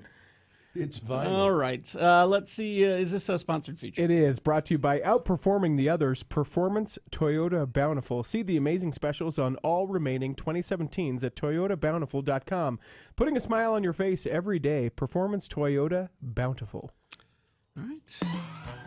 Well, here he is, the lead guitarist for Magda Vega. Oh, yeah. And also fine writer for City Weekly. He writes about the TV, and he writes the Ocho. It's a pretty funny Ocho this week, I got to say, about Halloween. Oh, the Halloween candy one? Yeah, so I think there's, it's Spooky Places, I think. That's a couple weeks ago, but oh, it is. Most recent one is about Halloween candy. The one I was looking at, it's the Spooky Places in Utah, and there's one I can't say, I think, on the radio. There's probably a couple you can't say on there. But Bill Frost is here to tell us what's on TV this week. He also hosts the TV Tan podcast. And is a guitarist with Magda Vega, and you can find all of that stuff and more at BillFrost.tv. Okay. One-stop shopping for all of that. Yeah. And I won't spoil Stranger Things. You watched the whole thing? I watched the whole thing, yeah. I've only, my wife and my daughter just watched it all. I think they did it in 2 nights. Wow. 2 nights. I did it in 1. I've watched, well, you're a man. I'm a professional. Yeah. And? Quite enjoyed it. I had a few problems with the story here and there, but for the most part, very well done. The soundtrack is what I really liked because it was a very nice balance of the obvious hits you would expect from the early 80s and a few deep cuts that I, as a music snob, really appreciated. Like what? There was a scene where they could have just as easily used the usual Runaways hit Cherry Bomb. Okay. And they didn't. They didn't. They used an obscure track called Dead Injustice, which is one of my favorites. Wow. And it's like, they opted for the more nerdy pick there, and I appreciate that. And the 2 episodes, I've only watched the first 2, and I find them pretty enjoyable. Oh, yeah. Everything I've seen said that people like it better than the first season. Would you agree with that? I don't know about that. I think I like it just as well as the first season. First season was kind of a surprise, so that's. But not a bomb. So often you get the first season that's like, oh my gosh, this is so great, and then it comes to the second, and you go, huh. Nope, definitely not a letdown at all. Stranger Things, and so you can watch that every Sunday night? Monday night? Yeah, Sundays at 9. on Netflix. On that Netflix channel. Yeah. It's channel something 112. And this week, coming up on Wednesday, the day after Halloween, new season of Stand Against Evil. Oh yes, that makes no sense, but yeah, at least they're doing it. It's a fun show. If you can't have Ash versus Evil Dead, yeah, which is not coming back until February. But it is. Yeah. But it is coming back. It is coming back. Okay. It's just not until February. I don't know why that is. Yeah, because I'm a fan of Dana Gould, and he wrote and created Stand Against Evil. Yes. But I do have to say Ash versus Evil Dead does it better. Oh yeah, this is Ash versus Evil Dead light. Yeah, it's light. Pretty much. But John it's C. enjoyable. McGinley. Yeah. You know, he's a former sheriff of a small town that happened to be built on a 17th century witch burning site. God, that happens all the time. You know, like Daybreak. Yeah. Oh yeah. Yeah. They're not a sponsor, are they? Not, okay. Not anymore. No. Okay. Yeah, it's funny enough. You know, again, if you don't have Ash versus Evil Dead, this will do. It's cheesy B grade, you know. Horror. Yeah. Coming up on Thursday, SWAT. There's a new SWAT in town. Not really a reboot, Serious? but a reboot, right? Yes. It's basically based on the movie, which was based on a TV show, and now it's a TV show again. A TV show again. Starring Shamar Moore of Criminal Minds. Okay. Which is going to carry this thing because people love him. Well, I was just reading Ryan, whatever his name is, Murphy. He did The Shield, and he worked on this as well.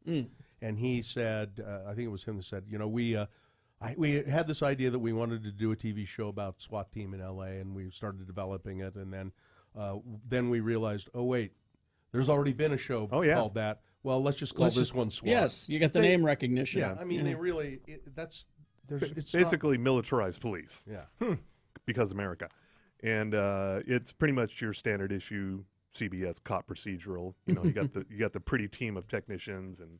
Oh boy. So it'll be good. It's the formula that works and a name you recognize. It'll be successful. It'll run for years. Yeah. You won't even know it. Yeah. Coming up on Saturday, Saturday Night Live, Larry David and Miley Cyrus. Fine combination. It's an odd combination, but it'll work. Speaking of Saturday Night Live, I hated the David S. Pumpkins animated special. I warned you. I'm sorry. That joke works once. You can't go back to that well. It was pure garbage. It was terrible. Lorne Michaels is rolling over in his grave right now. And he's not even dead. He's not? No. Okay. All right. On Sunday, season 2 of The Girlfriend Experience on Starz. I don't know if you saw the first season. Yeah. It was okay, based on the Steven Soderbergh movie of the same name.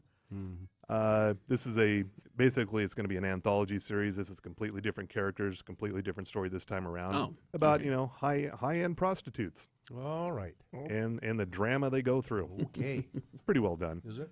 Yeah. All right. Season 8 of Shameless, Bill. Okay, when does it start? Sunday on Showtime. God, everything's on Sunday. I know. I know. My DVR is very busy on Sundays. Stranger Things is on Sunday, is it dying? Yeah, I know. You know that we're going to get email about that, right? Oh, yeah. Yeah, that's okay. But, Shameless, still one of my favorites. Yeah. William H. Macy is just too some damn shows good. by season 8, it's like, that's enough. This one is like, I'd like 8 more. Sure. I don't care. Yep. It is followed by the debut of a new series called Smilf. Yeah, I've seen ads for this. What is this Based about? on a Sundance short of the same name.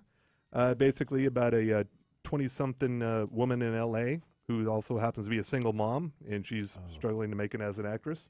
Smilf. And, Okay. Yeah.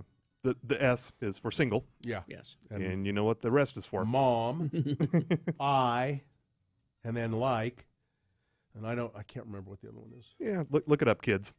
No, actually, don't look it up, kids. Google that, kids. Nope, don't. It's pretty well done. If you like shows like Better Things with Pamela Adlon, I really like that. or Fleabag, even. I like that. This might be up your alley here. Hmm. Very nicely done. And that's all of your new stuff for the week that's worth mentioning anyway. That's it, huh? Yeah. Okay. But yeah, if you watch David S. Pumpkins Halloween, again, I warned you. And is Ray Donovan mercifully ended? Did it end last night? No, they're going to do another season. Well, I mean, but the season. The season has ended. Yes. Okay, good. And you are getting another season. It was announced last week. Yeah, they're going to move operations to New York. And they mean it this time. Yeah. Yeah. The Aw Poor Bunchy show, which the more I think about it, the more that's so true. That's the name of the show is Bunchy. Poor Bunchy. Well, Everything bad happens to Bunchy. When you have an actor whose name is Dash Mihawk, what are you going to do with him? I didn't know that. Yeah, okay. His name is Dash Mihawk. He plays it so sincere because Bunchy is just an idiot, and he plays it so sincere. You go, oh, poor kid. Anyway. Hey, Bill, I just had a question for you real quick. What's your Sure. favorite show on TV right now? Because you come in and you tell us about what's the week. What's like the thing right now? Right now? For you. Well, since it's coming back this week, Shameless is still Okay. one of my absolute favorites. I wondered. All right. Thank you very much, Bill Frost. Quick look at traffic, and this is brought to us by Hoops Vision. You can call today for your free LASIK consultation. It's your life. See it better. Take control and make the call today, 877-30-LASIK, or go to hoopsvision.com. All right, I mentioned before that southbound I-15 down in Lehigh, that's around milepost 282, that delay has gotten longer now, between 15 and 30 minutes. So anticipate that. Southbound 89 up in Ogden, that's Weber County, the left shoulder there, right around the I-84 junction. And then also southbound I-15 around 31st Street up in Ogden, also traffic there. That's it. All right, now we have Boehner candidates coming up here for you for round 3, and it's going to be a little different this time. We're going to do all 3 candidates right in a row because we're expecting a call from the author of a book about the Charles Manson family. Her name is Diane Lake, and she was... was she a member of the family? When she was 14, she became a member of the Manson family. Wow. And then she never was charged with any crimes, and as a matter of fact, she helped turn state's evidence against Charlie Manson in court when she was probably, by that time, about 16 or 17. Okay. So that's coming up. We'll get to that coming up after these. Oh, the candidates that are coming up for the Boehners are, I just love poodles and cockapoos so much. Number 2, you see, it's funny because their eyes go like this. And then number 3, how can we be sure this is really Kevin? Okay. We got the Boehners coming up, some big boy news, a little bit of it anyway, and Manson, all on the way. Law enforcement, of course, involved in the Manson case, and law enforcement out and about. For Halloween, they're going to be out especially, and about. Yeah. This is the Click It or Ticket campaign. The Utah Highway Patrol and law enforcement want you to, again, remember, put on your seatbelts. If there is an unbuckled crash, you are more likely to die in that crash. So put on your seatbelt, but also it's now a primary offense. Oh, it is now. Yeah. Well, and beyond that, one of the things that was most startling to me about Click It or Ticket is if you are unbuckled and you get in an accident and say you have your kids buckled and everything like that, you become a projectile in your car that could hurt your kids, right? So I don't want to buckle up, I'm an adult, whatever. You fly around and you could impale or kill your kids with your body flying around. So the Utah Highway Patrol and all law enforcement agencies want to make sure that nobody experiences the loss of a loved one, especially during the holidays, any time of the year, and they will write tickets to save lives. Remember, click it or get a ticket. X96 invites you to open your hearts to the children from the road home, the YWCA Utah, and the Volunteers of America Utah. Make their Christmas merrier by donating gifts to the Candy Cane Corner this holiday season. These children are in need of toys, clothing, shoes, coats, and more, and with your help, they can receive a Christmas.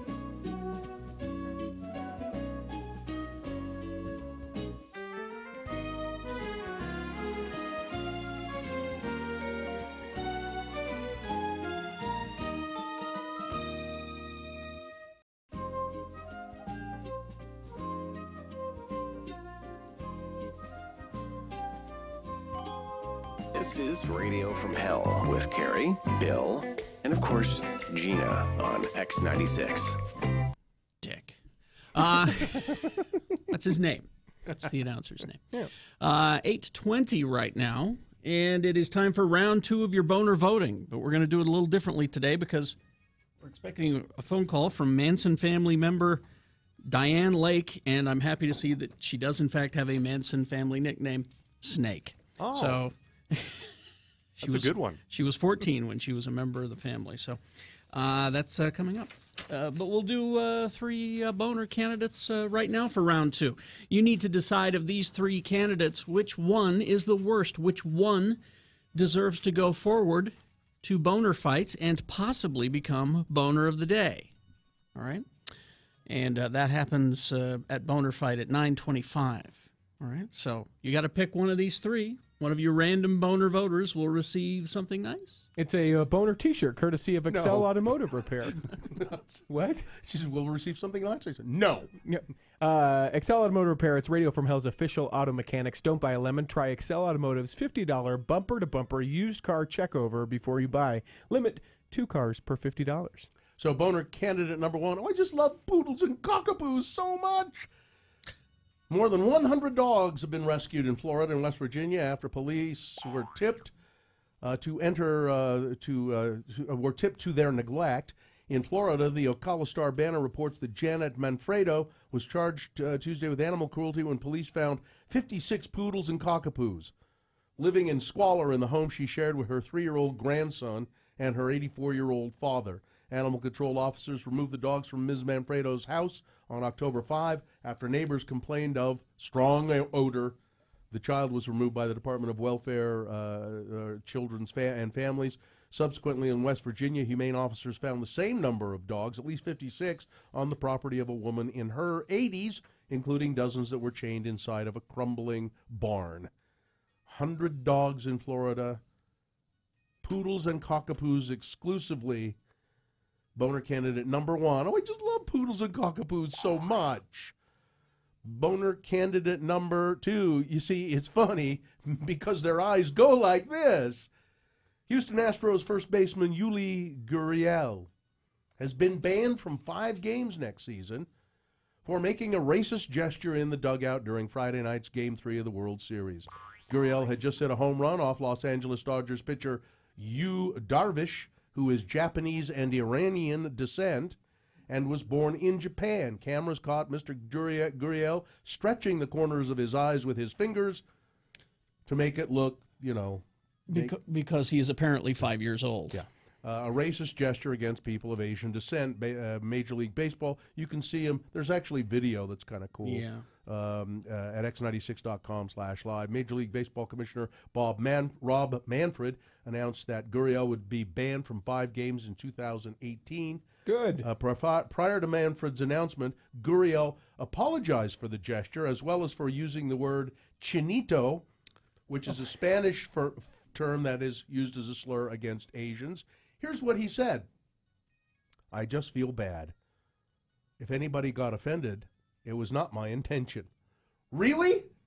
It wasn't your intention. I'm sorry you were offended. What was your intent?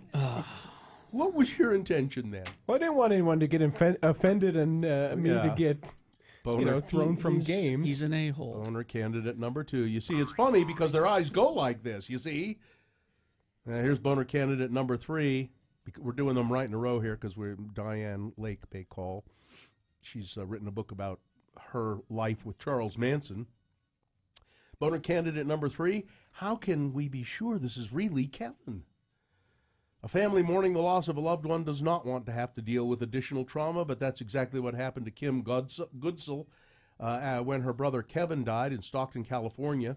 She made arrangements with a Bay Area company to have his remains shipped to Utah, but the remains that arrived here were not her brother's. "It's been ghastly. It's been horrible," she said. "This has just been the worst." What is this? Is this the person who does the cremation? Is this their name on the paper? And he goes, "Well, no." And then that's the deceased name. That's your brother's name. And I said, "That's not my brother's name." So she thought maybe it was just the name of the person who had done the cremation and they had left her brother's name off. But they said, no, that's the person's name. She said, well, that's not my brother. Excuse me. Goodsell had taken the unopened box to a mortuary in Utah. When they realized the mistake, the remains were meant for a family in Massapequa, New York. Clint Love, the owner of a Bay Area crematory, declined a recorded interview, but said he preferred that his attorneys do the speaking for him. He's apologetic. He says, after this mix-up, Ms. Goodsell says she's still not sure how she can trust the second set of remains, which she received earlier on Saturday. So they sent her the remains. They said, oh, here's your brother. She said, I don't know. We have the same feeling. Is this really my brother? Yeah, you wonder. Is this really Kevin? How can we be sure this is Kevin? Boehner candidate number 3. So do we want to vote now, or do we want to go? No. We vote later. Go into some news. Wait, vote later. We'll get to some big boy news and Opinioendo now, brought to you by Bad Apple. They're introducing low price guarantee on iPhone screen repair. Just bring the advertised price from another business, and Bad Apple will beat it. Now they have 10 locations across the Wasatch Front, and you can find more at badapplerepair.com. Kevin Spacey has been accused of making sexual advances toward a 14-year-old actor back in 1986. In a statement posted to Twitter, Spacey said he had no recollection of the incident. He added that if it did happen, he owed Anthony Rapp the sincerest apology for what would have been deeply inappropriate drunken behavior. In an interview with BuzzFeed, Anthony Rapp, who's right now on Star Trek Discovery as the engineer, accused Kevin Spacey of picking him up, taking him to a bed, and lying on top of him after other party guests had left at a party in '86 when he was just 14. Mr. Rapp claims that Mr. Spacey appeared drunk, and he pushed him away and left the party. Spacey says he's horrified beyond horror to hear Rapp's story, and Kevin Spacey also said, this has encouraged me to address other things about my life. I know there are stories out there about me, and that some have been fueled by the fact that I've been protective of my privacy. As those closest to me know in my life, I have had relationships with both men and women. I have loved and had romantic encounters with men throughout my life, and I choose now to live as a gay man. I want to deal with this honestly and openly. That starts with me examining my own behavior, and hopefully by me coming out, you'll forget about what I did to Anthony Rapp. Well, that's the complaint that people are having, is that, he's kind of using this "I'm coming out," which is the worst kept secret in Hollywood. Yeah. Using the occasion to come out to kind of shiny keys you away from what he did to that kid all those years ago. So Paul Manafort, yes, has been indicted. Paul Manafort, former Trump campaign manager, has been indicted now. Robert Mueller, the special prosecutor looking into collusion between the Trump administration, between the Trump campaign particularly, and the Russians, has said that Mr. Manafort has been indicted on charges of money laundering, tax and foreign lobbying charges, and that's a significant escalation in a special counsel investigation that has cast a shadow over President Trump's first year in office. Well, it's not a bigger shadow than the one that Trump himself casts, but it's a big shadow. Mr. Manafort, the president's former campaign chairman, and his longtime associate Rick Gates surrendered to the FBI today. The special counsel Robert Mueller and Mr. Manafort said that Mr. Manafort laundered more than $18 million to buy properties and services. Manafort used his hidden overseas wealth to enjoy a lavish lifestyle in the United States without paying any taxes on that income, the indictment reads. Oh, really? Mr. Gates is accused of transferring more than $3 million from offshore accounts. The two are also charged with making false statements. You see, as the special prosecutor, he's looking into Russian collusion, but anything else that comes up, he's also allowed to charge with. So he's charging them here with money laundering, perhaps not, at least at this point, to benefit the campaign, but to benefit himself. Mr. Gates is accused of transferring $3 million from offshore accounts. As part of the scheme, Manafort and Gates repeatedly provided false information to financial bookkeepers, tax accountants, and legal counsel. Mr. Manafort has been expecting the charges. It's not a big surprise to him. he was told when they went to his house that morning. Yeah, expect to be indicted. Yeah, we're going to look through all of this stuff, but probably we're going to indict you. There could be other indictments to come. By the way, the New York Times revealed in July that Mr. Manafort and others close to Mr. Trump met with Russians last year on the promise of receiving damaging political information about Hillary Clinton. I think it's going to be a surprise if they don't indict some other people, including maybe Flynn and maybe Trump's son-in-law, Kushner. Yeah. That's just opposition research. Yeah. Everybody does it. Don Jr. is a fan of opposition research. Yeah. Health inspectors shut down a Murray catering business Wednesday after discovering that the owner was living in the building and parking motorcycles in the kitchen. Okay. Main Events Catering was closed for presenting an imminent health hazard, according to a report posted on the Salt Lake County Health Department website. The business was new to Murray, having just moved from Linden, and was operating without a valid food establishment permit. During a routine inspection, officials found other evidence that it was being used as a residence, including motorcycles in the kitchen area near food and equipment storage, dog bowls and dog food in the kitchen, clothing and other personal items on the premises, and living quarters connected to the kitchen. Said, well, you probably ought not be doing any catering. Could be a problem. Yeah. Puerto Rico's governor has canceled the whitefish contract. Yeah. I still don't get Do you think we're going to find the truth about this? No. You think it'll Well, just be... we know the truth. The question is anyone going to get into trouble for it? The answer to that is no. The governor of Puerto Rico wants the island's power authority to immediately cancel its controversial contract with a small Montana-based utility company. At issue is a $300 million contract that was awarded to Whitefish Energy to help restore power in parts of hurricane-ravaged Puerto Rico. Whitefish is a 2-year-old company. It had only 2 employees before Hurricane Maria hit, but it is also based in the small hometown of U.S. Interior Secretary Ryan Zinke. You know, the guy who's recommended shrinking Bear's ears to a fraction of its size that President Obama had established. And Orrin Hatch is very grateful. Yes. I'm very grateful that President Trump is coming to town to announce this so that we can continue to screw over the Native Americans in this country. Yes. I have wanted to screw over Native Americans as often as possible, and I'm going to these are not exact quotes. Some of my last actions in office, because I think I am going to lie down for a while. Oh, man.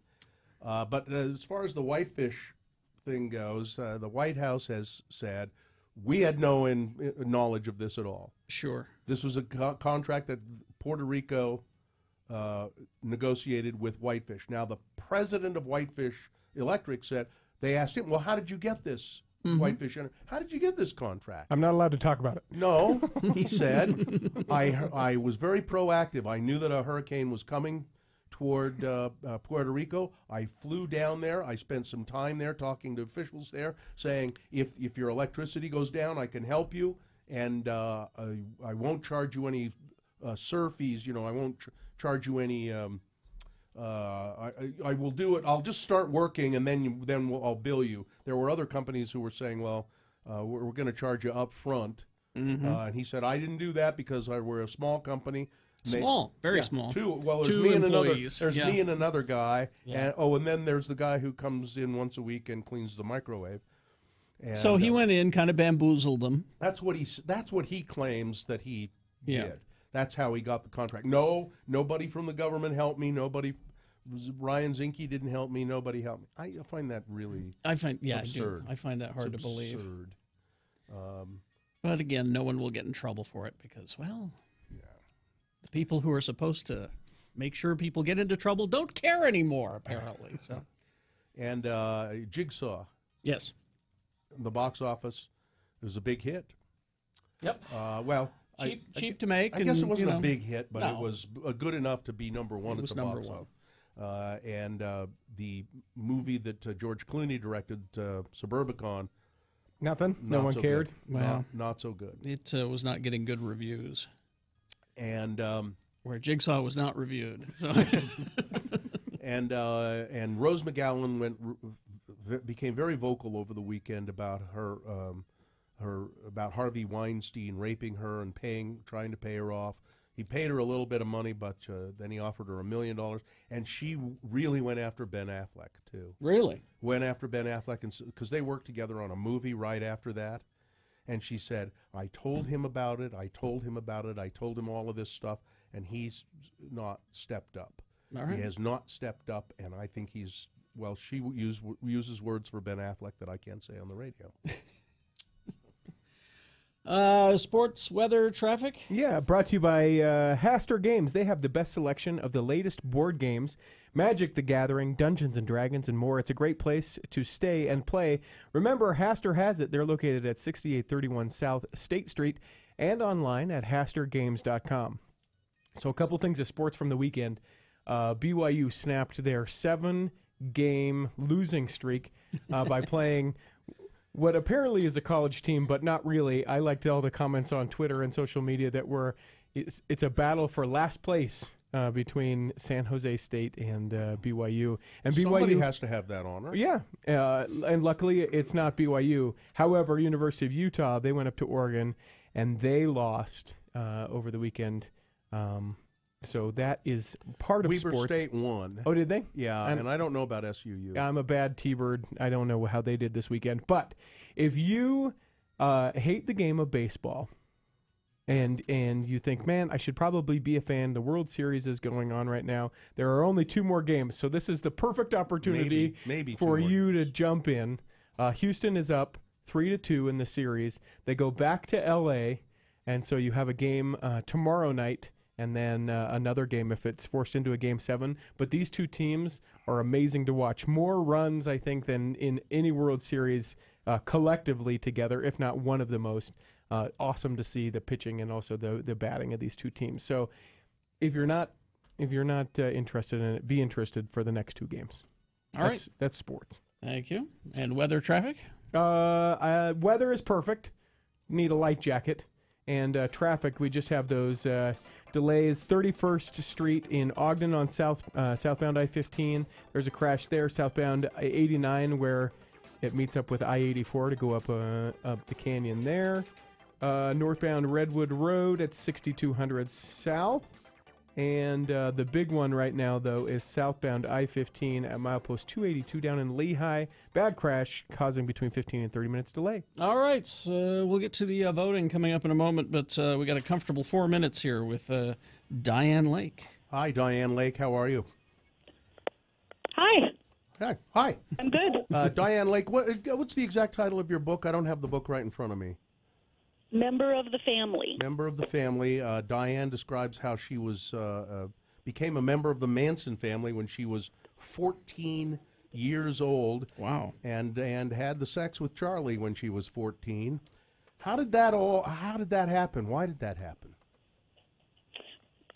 You'll read the book and you'll find out. Okay, thanks for talking with you, Diane. Nice talking with you. It's counterculture. It was the time of the 60s, and my parents had, subscribed to the turn on, tune in, and drop out, and we dropped out, and I'd ask them for, my emancipation, and although it wasn't legal, they did write me a note, and, I spent some time in San Francisco and Big Sur. And your parents and were my hippies, parents were too. Gravitated towards a commune, and when I got to the commune, the counterculture really was not, in spite of all its rhetoric about, free love and all that, 14-year-olds really weren't included in that, sexually active, underage girls.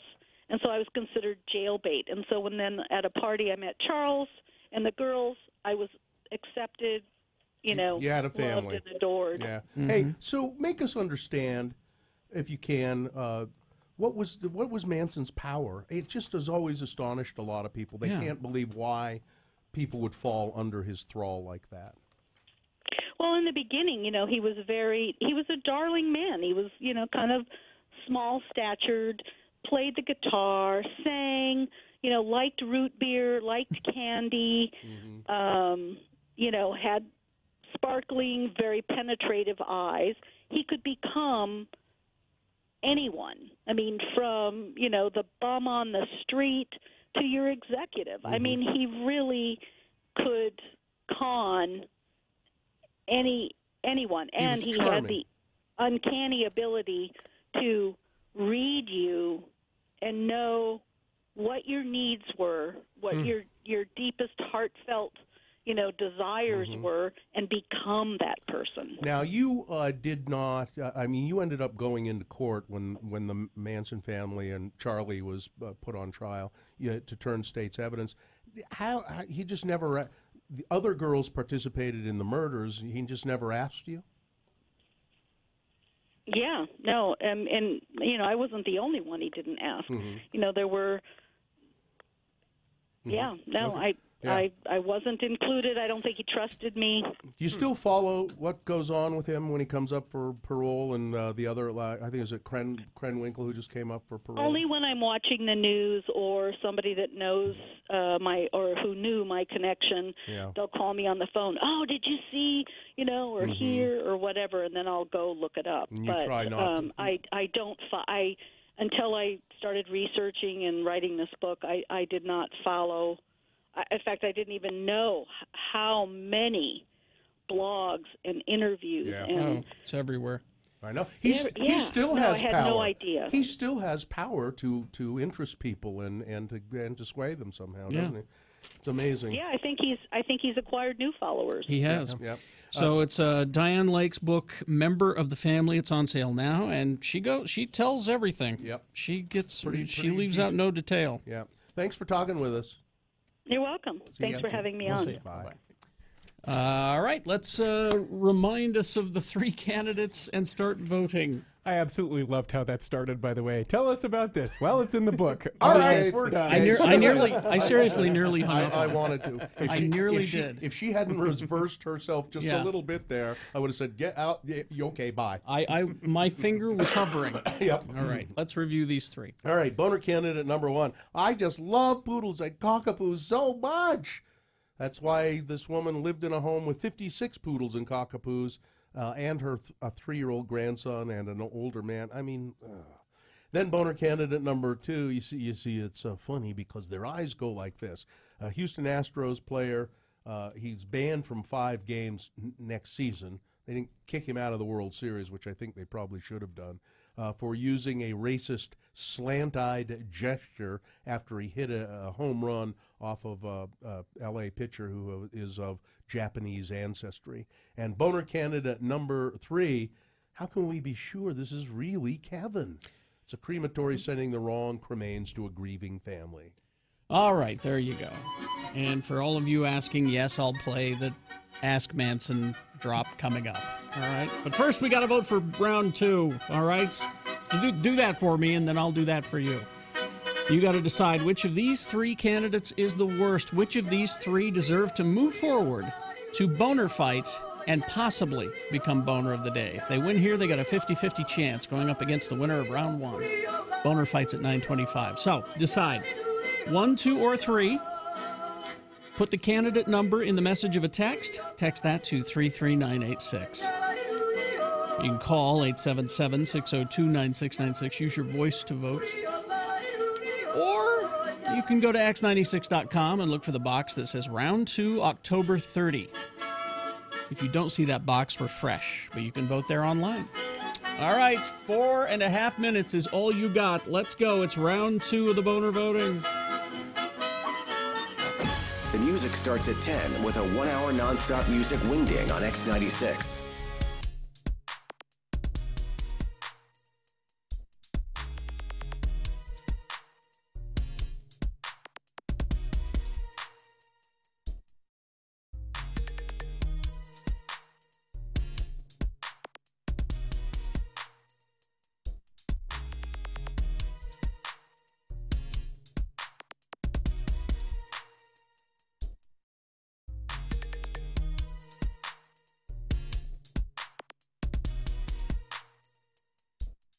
So this weekend is also the big shopping thing. It is. And I'm telling you right now, if you go, I'm going to be hurt. The big shopping thing being every year, Gina. Well, you tell them what you do every year. Yeah, go ahead, Gina. It's my mom, the Sainted Mary Claire, and 3 of her friends, and all their daughters.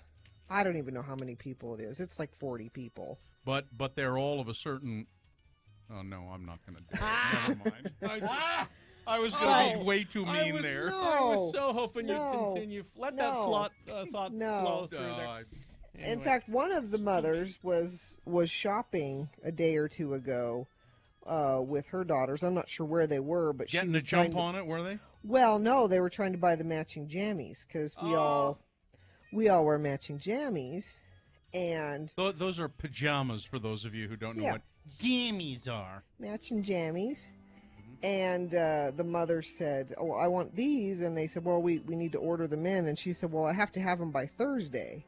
I'm like, why do you need 5 pairs of matching jammies by Thursday? And she said, "Well, we go on this shopping trip every year." And he said, "Is this Gina Barberi's shopping trip?" God. Okay, so we don't need to explain it. Everybody seems to know. But here's the deal: is that if you go,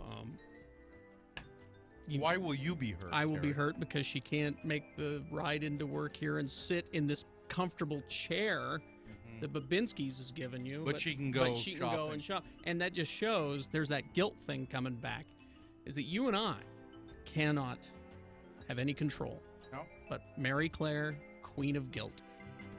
She directs my life, as you know. I don't think that you should let your mother make you go on this shopping. That's right. That's right. Well, and actually we've talked about it a lot the last couple of days, and she's been worried about me, and I've been having some trouble the last couple of days. And Richie's having a T-shirt made for you, by the way. It just says "irritable uterus" on it. Well, I'd wear it. Let's see if we can get a second tie line to come in here. I know big radio stations can do that, and we're just KXRK Provo, but let's see if we can get a second tie line in here so that Gina can be at home and we can be at Jiffy Lube on Monday, and we can all be here. All right? It'd be nice if we could do that. All right. It's the JT thing that's the problem. Well, JT can maybe send her traffic in pre-recorded. Okay. JT, you're there, right? Maybe we could do that. Just for whatever one, you guys want. For one day. That's a doable thing, isn't it, JT? As long as somebody can play an MP3 over there. Sure. Yeah, we can do that. Yeah, whatever you guys want. All right, we'll have Richie work that out. I mean, it would be sort of live traffic, but it would be like... I'll send it like a minute or two. A minute or two, yeah. Okay. I won't be able to do my sign-off, though. Well, we'll be okay. We'll forego one that. day, one day. Yeah, whatever you guys want. Come all on. Right.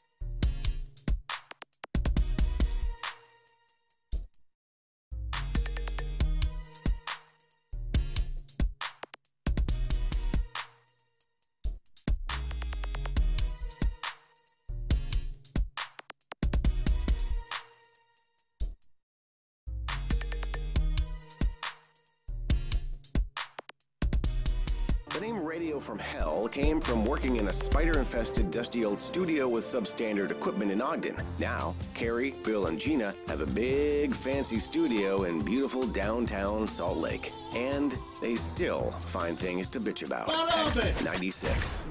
Dick. Jerk. All right, 8:49 right now. Time to award round 2 of your Boehner voting. And round 2 is brought to you in part by Mexican chicken soup. And if you're looking for a stress-free place for your holiday or birthday parties, go to Fat Cats. Great food, bowling, glow-in-the-dark mini golf, arcade, prizes, and fun for all ages. Fat Cats will work with you to customize the most entertaining party. Book today. Visit fatcatsfun.com. That's fatcatsfun.com. And join us tonight, won't you please, from 6 to 8 p.m. at Fat Cats. Is that tonight? That is tonight. We're bowling and trunk or treating? Uh-huh. Okay. That's tonight. A lot of trunk or treating happening outside the bowling alley. So get your kids in your costumes and get us early start on the candy. So we'll be there tonight at 6. Yeah. Please join us. So we had Boehner candidate number 1. Oh, I just love poodles and cockapoos so much. It's a woman living with all of these dogs in squalor. Yee. Boehner candidate number 2, you see, it's funny because their eyes go like that. That's the baseball player, Houston Astros baseball player, who pulled his eyes in a slanted way after he hit a home run off of the L.A. Dodgers pitcher who is of Asian descent. And Boehner candidate number 3, how can we be sure this is really Kevin? Family here in Utah, apparently. I didn't see this story in the local paper, but I saw it on, I don't know where I got it. It might have been the New York Post. I think it was. Anyway, they sent the wrong set of cremains to this family here in Utah. Their brother, their son had died, and it was awful. Let's see. So Katie won a Boehner T-shirt, courtesy of XL Automotive Repair, and the winner, Boehner candidate number 3. How can we be sure this is really Kevin? All right. So that's your winner of round 2. It's going up against the winner of round 1. For Boehner Fight, it might be Boehner of the Day. You'll have to let us decide at 9:25. Everyone will decide. All right. Is this sponsored? It is. It's the most wonderful time of the year at Cabin Fever, celebrating the creepy, kooky, mysterious, and spooky this October, located in the heart of Trolley Square at the corner of 500 South and 700 East in downtown Salt Lake. All right. Brand new episode of GeekShowPodcast.com available now. The latest episode is called Shuffly Pete versus Avenue's Annie. And I don't know why. I don't even know why. I don't think you need. Was that one of those third shows? Yeah, it was a 4th show. I think is what it was. Yeah, it was that bad. Everyone is talking about Thor Ragnarok, which, if you listen to the podcast, we give our thoughts and feelings on it, spoiler free. I believe last time I looked, it is the most well-reviewed Marvel film. Really? Yes. Wow. And this little story I found here because I remember this. Around San Diego Comic-Con, the cast and the director and everybody, they brought some clips to show at Comic-Con. And the director was asked, how long is the film? He goes, it's a comfortable 100 minutes. I kept it compact. Oh, because the movie I saw was 2 hours and like 10 minutes. Well, what happened there? Well, he said we played the clips for everybody at Comic-Con, and everybody responded so well to the jokes that we went back and I added jokes that I cut. They punched it up? Because people like the jokes so much, and that's why the movie is longer. He says, you guys like the jokes, so I went back and added more jokes. So it's our fault. And it helps. Right. It is the movie America needs right now. That is my review. So you were down there at Comic-Con, Richie? Is that what you're saying? When you say it's our fault? Yeah, no, it's our collective our fault. So it's make Asgard great again? Yes. Hashtag? Well, no, it's going to take your mind off of all the bad stuff that's happening outside. Also, people are talking because the director, Taika Waititi, they keep bringing up this What We Do in the Shadows movie that he made some years ago. Funny. Which is funny. It's a mockumentary about vampires. Yeah, in Auckland or Wellington or someplace in New Zealand. And he said in some of this press that he says, we're trying to develop a U.S. version of this. Sure, why not? He says, set it here in the States, make it a TV show. And the initial response to that is like, you're going to ruin it. But I don't know. But if he's involved, and if you keep in mind that Stephen Merchant and Ricky Gervais were involved with the American Office, and the first few years of that were terrific. And it was always good. Yeah. The Office was always good. So there you go. They're working on that. That could possibly happen. Oh, Shannon's very excited because Preacher's getting a third season. Yay. He's just so excited good. because I like that. I like it. Shannon hates the show because it's not his comic book. Yeah, it's not. But know. it's based on. To which I say, it's a that still sits there on your shelf. It still exists. It's still wonderful to you. You can have both. Yeah. I think so. Yeah. I'm enjoying the Both. TV show. Both of them. As we say in Utah, both. Let's see. I hesitate to give you this story because after that David S. Pumpkin special, I'm a little mad at Tom Hanks right now. But several Hollywood studios are currently vying for the rights to make a movie called Bios, a sci-fi film starring Tom Hanks. And it's follows a robot that lives on a post-apocalyptic Earth built to protect the life of his dying creator's beloved dog. Oh. And the robot learns about love, friendship, and the meaning of human life. Robert Zemeckis is producing. And no, he will not play the dog. Tom Hanks will play the robot? No. Or the robot. He'll be playing the guy who created the robot to protect his dog. So it sounds pretty depressing. It does. Yeah. It's like AI, Steven Spielberg, the artificial intelligence, the robot kid. Yeah. Really one of the most depressing movies ever made. It was good, but it was depressing. Awful. I can't watch it again. I couldn't watch it. It's like Iron Giant that way. I can't watch it again. I just can't. It was so good, but sad. It was a cartoon, though. Even then. I think they're doing, didn't I hear, and you would know, Mr. Geek News, they're doing a sequel to the Iron Giant? There's always been talks about it, but Brad Bird, the guy who was responsible for most of it, he's always said, I think we told the story. I think we're done. But they may wrestle it away from him and do it. I haven't seen anything yet. Here's another pile of money. Yeah. How about now? Oh, okay. You got the Incredibles 2 out of him already. Don't tempt him. We do have a casting of, this is major DC superhero stuff here. Shazam has been cast. Oh, thank God. It's not Shaquille O'Neal. No. I wish. No, that's you're thinking of the genie. Shazam is Captain Marvel. They're DC's Captain Marvel. Okay. And he's like Superman. Right. Yeah. Zachary Levi. Huh? Which seems odd. Who's the inventor of Levi's? Yeah.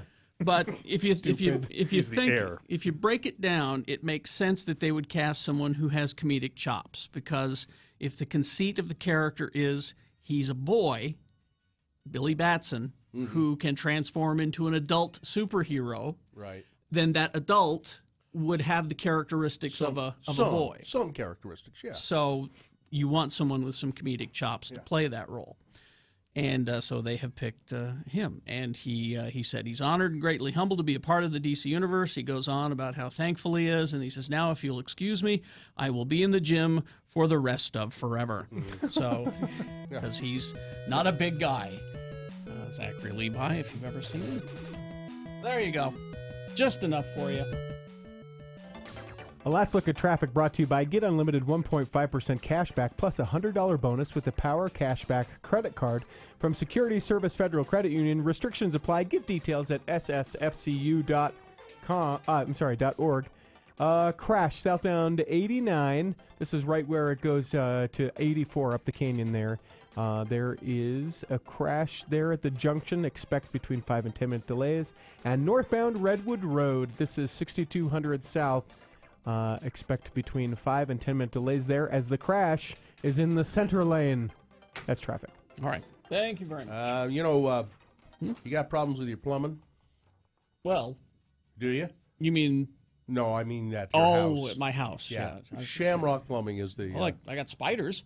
Well, I got spiders in my tub. I don't think think the plumber is the guy you want to call for that. I need to call Shamrock Plumbing because the drain in my basement at some point in the last couple of weeks has both overflowed and gone back down, and I can't get it to reproduce that thing. I can't get it to happen again. Those can be a problem, yes. So listen, call Shamrock Plumbing. They'll figure that out. No job too big or too small. You can avoid costly repairs. If you get your plumbing all set up for winter, too, just make sure everything's ship-shape for winter. Now, they also have, let's see, this is just October, so you got 2 days to take advantage of this. Free 30-day trial on a new water softener system. Go to shamrockplumbing.net, and they will come and put a water softening system in your house. Try it out for 30 days. If you don't like it, then they'll take it back, and no questions asked, no charge. So it's Shamrock Plumbing. You can call them at 801-295-1690 or go to shamrockplumbing.net. Get Diamond's Direct's unbeatable price plus an extra 20% off virtually everything.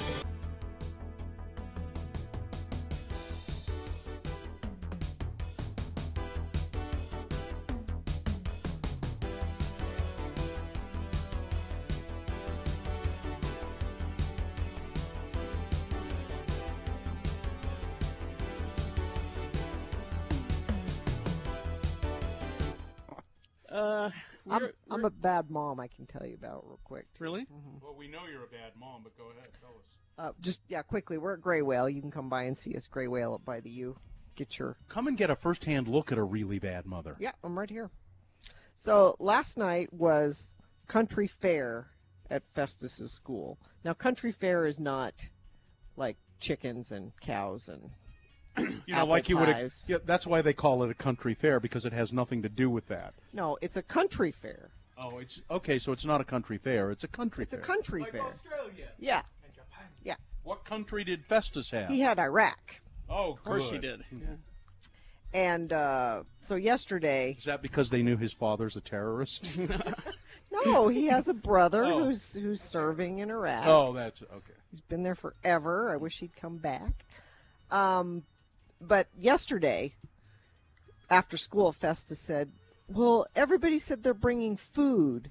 As you know, you have the display board with all your information, and everybody's bringing food from their various countries. It would have been nice, honey, if you'd let me know that before, 12 hours before school. So I look around the house, and I see that... Did you have some hummus or anything? Well, the mother-in-law had just come back from Egypt, and she brought this big container of baked goods from this Egyptian bakery, and the container had Arabic all over it, and they were Egyptian pastries. I'm like, that's close.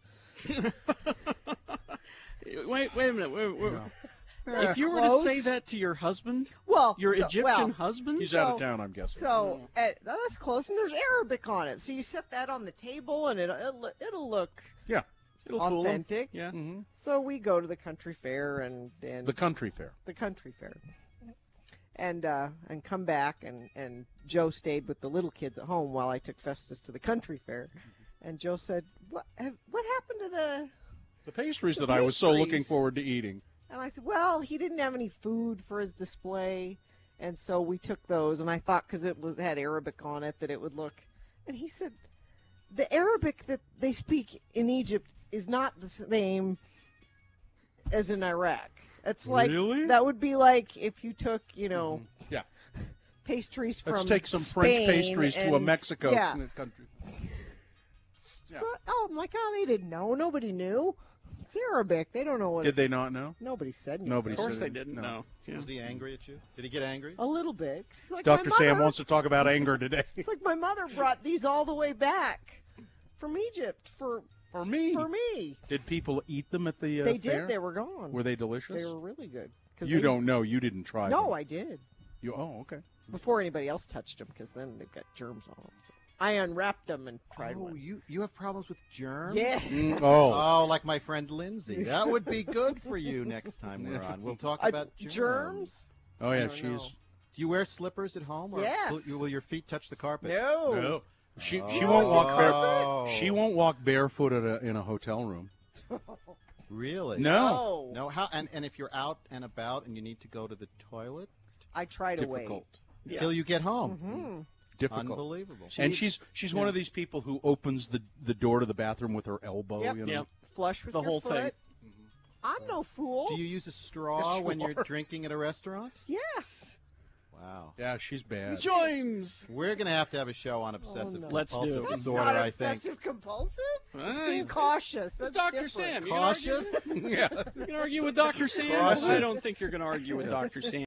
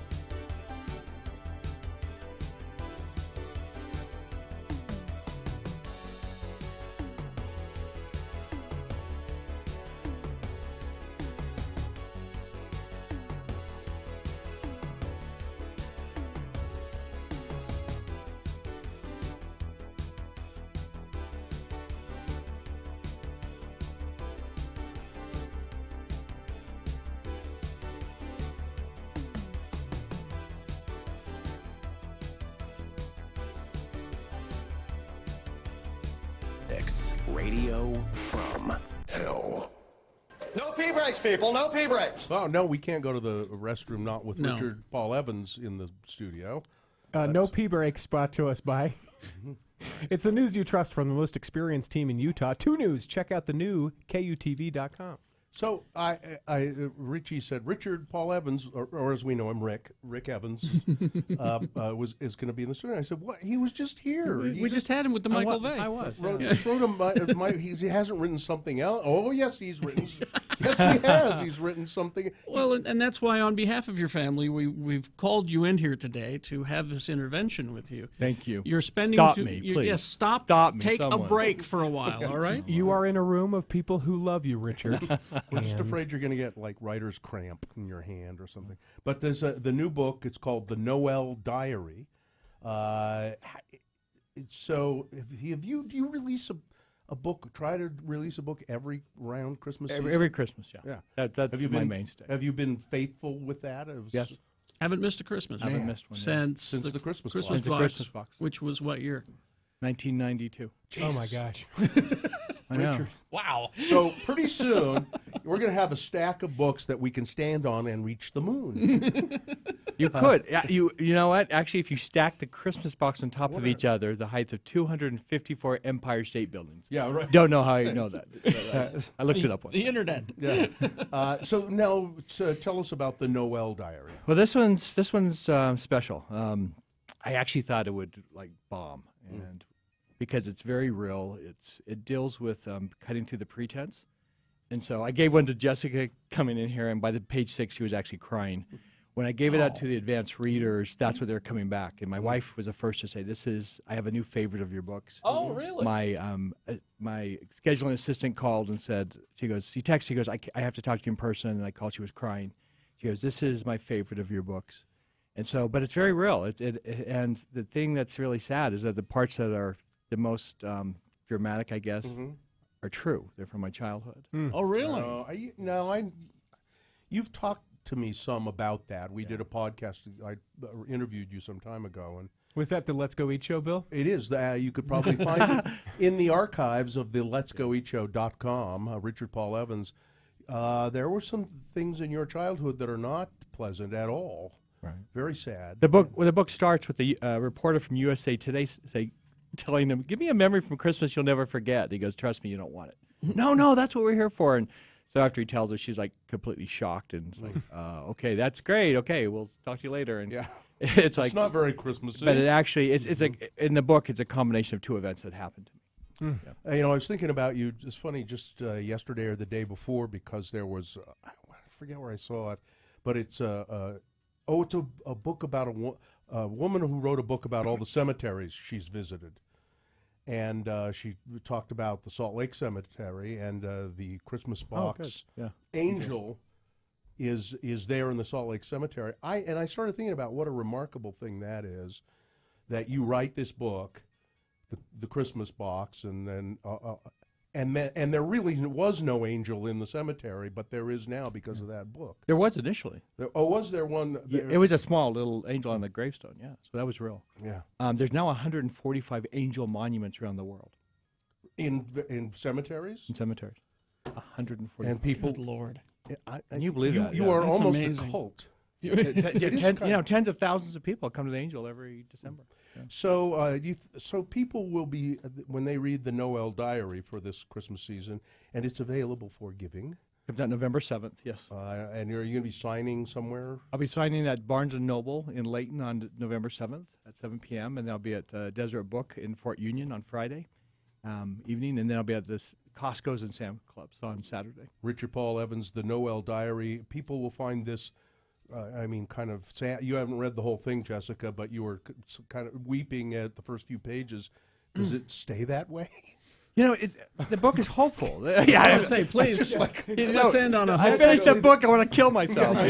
That's the sequel, so he's going to next year. You'll be hopeful. He'll cheer you up. Yeah. No, the book is hopeful, but it's I think my wife asked me that this morning. She goes, that was because she was crying when she finished. She goes, the fact that I know so much of this is from you. She goes, it crushes me. It kind of crushes my heart. She goes, does that hurt or help to write that?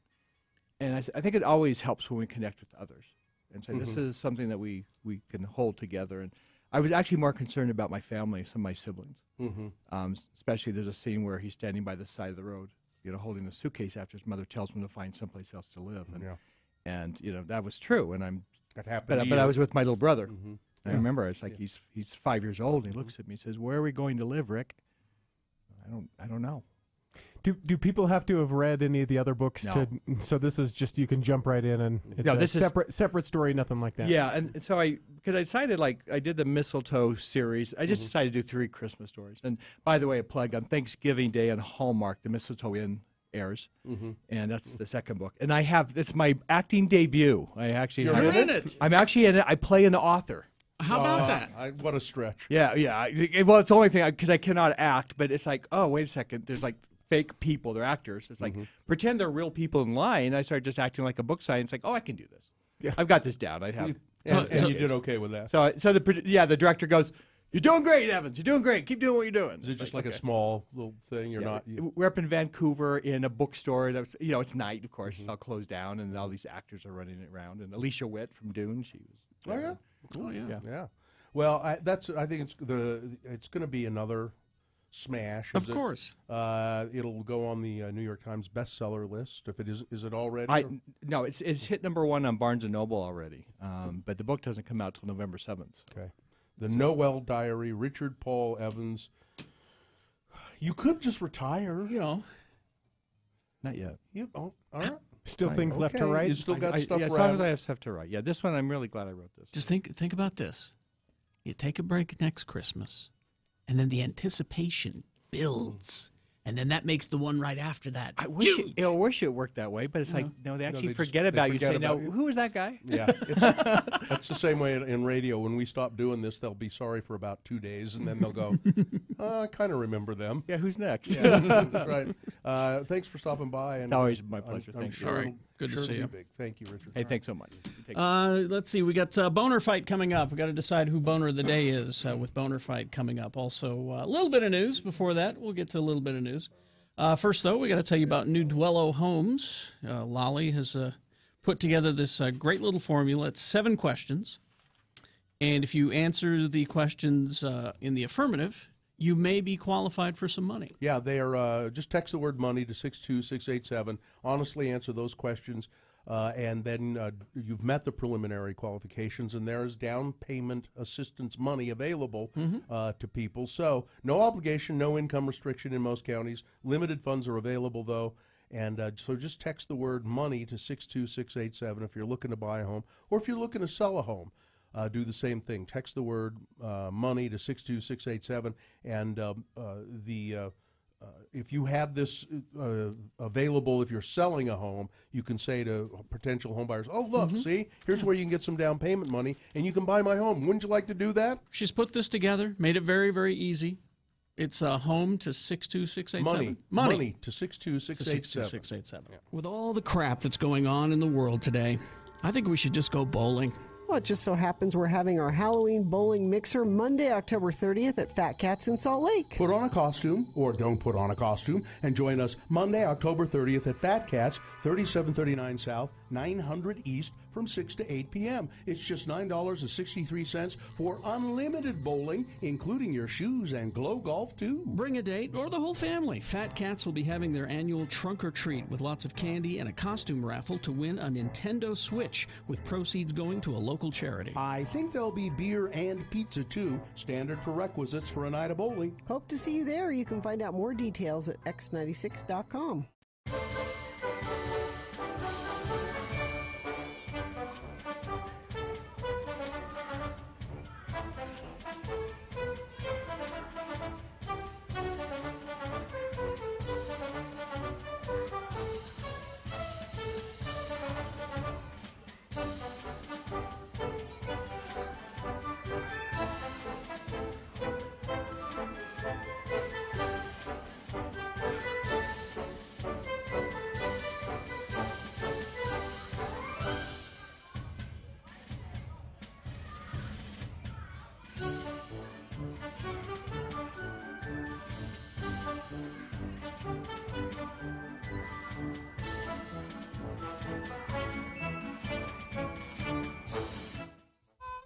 I call this poem, I Hate X96.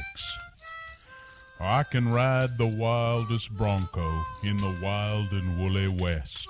I can take him, I can break him, let him do his level best. I can handle any cattle, ever wore a coat of hair. Hell, I've even had to tussle with a mean old grizzly bear. But there's one thing I can't handle, it nearly makes me sick. I gotta listen to that god-awful music just to hear my poems on X96. It's nice of Carrie and Bill to play my poems on the radio, but God, that music they put on about makes my lunch chunks blow. Who are these violent femmes? Their songs just make me sick. And then there's that Morrissey, a whining limey prick. When that 9-inch nails feller sings closer, it makes me feel mighty mean. And them two cute boys from Eraser are the biggest sissies I've ever seen. Give me country music from Bocephus, from Merle, and from Willie. I don't want no caterwauling from The Cure, or bands with names that are downright silly, like Hoodoo Gurus, Gene Loves Jezebel, Weezer, and Ween, and MC 900-foot Jesus. Jesus, what the hell does that mean?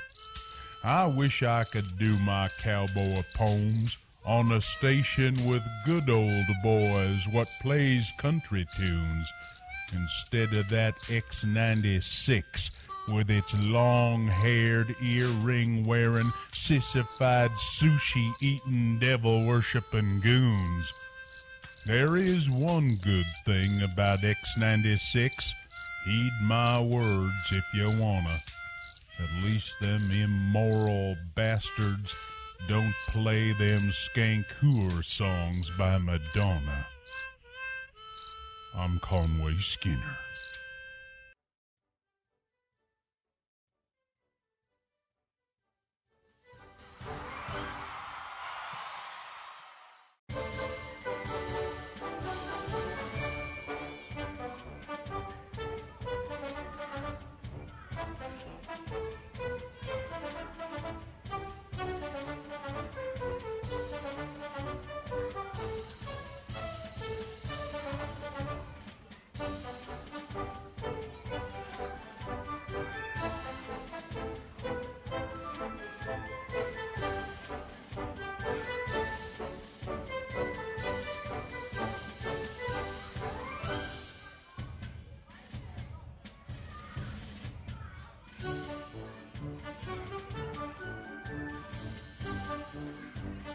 Wingding starts at 10. X96. You have something to add to the briefing? Yeah, just a few more design notes.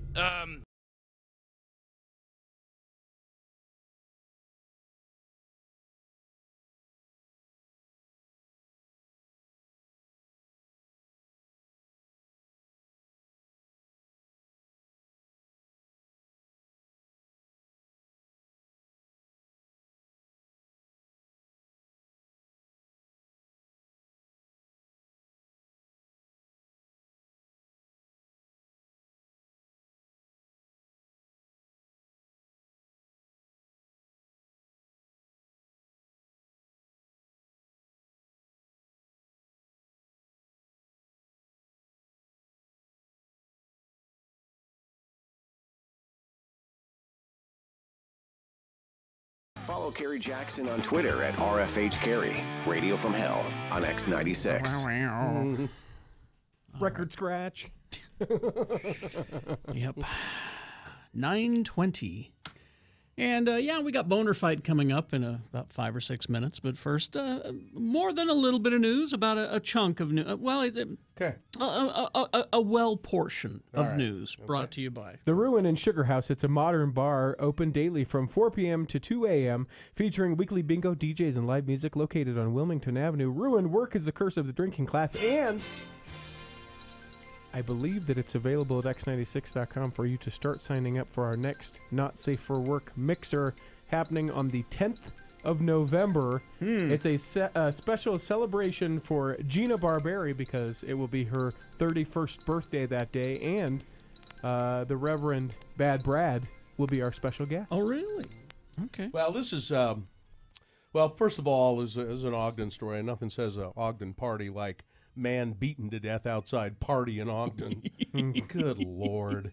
Ogden police are investigating the death of a man who was beaten Saturday morning. According to police and witnesses, a fight broke out between people in a truck and several partygoers.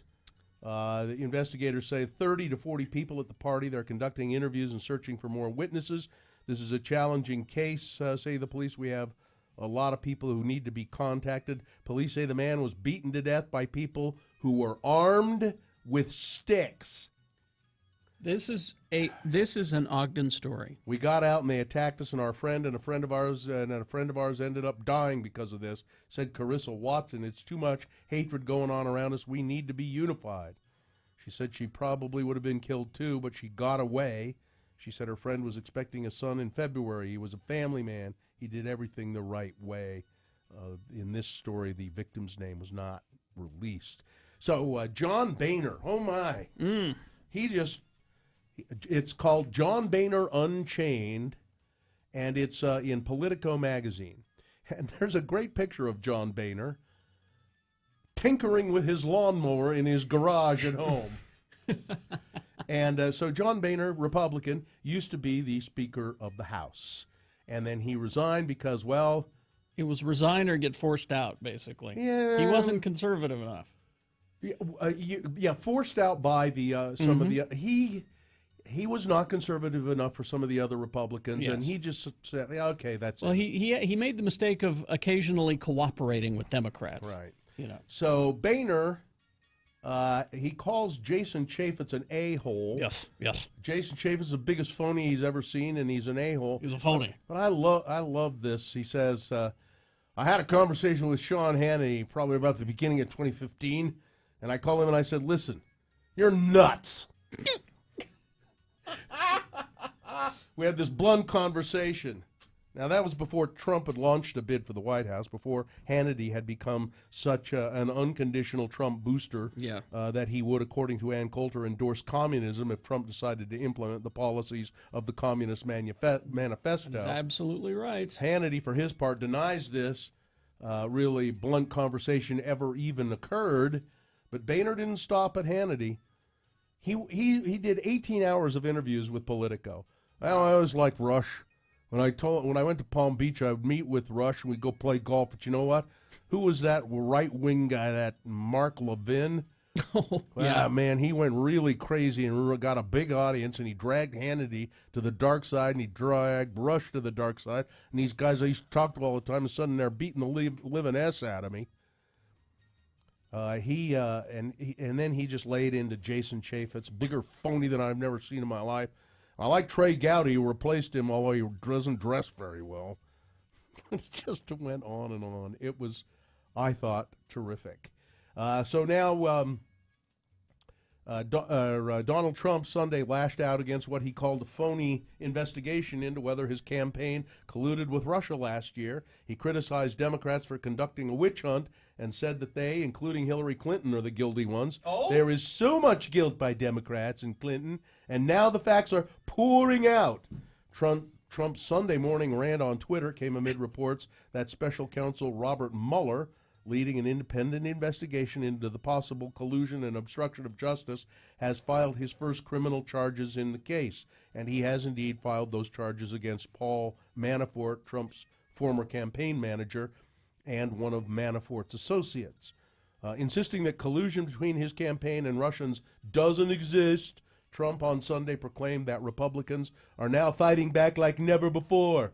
He said that instead of investigating his campaign, more scrutiny is needed of Clinton and the Democratic National Committee for reportedly helping fund research contained in a Trump dossier that has come up in investigations. That is, helping fund research that was begun by the Republicans, but probably Jeb Bush. Well, I wish. But it was actually a news site, a conservative news site called the Free Beacon. Well, they didn't do it for nothing. No. Somebody had to pay them. They were doing it for someone. And Jeb Bush, who had the money to pay them. I hope. That's where it started. But and then when Trump secured the position, they dropped it. And the Democrats picked it up. So Trump has repeated, and it's.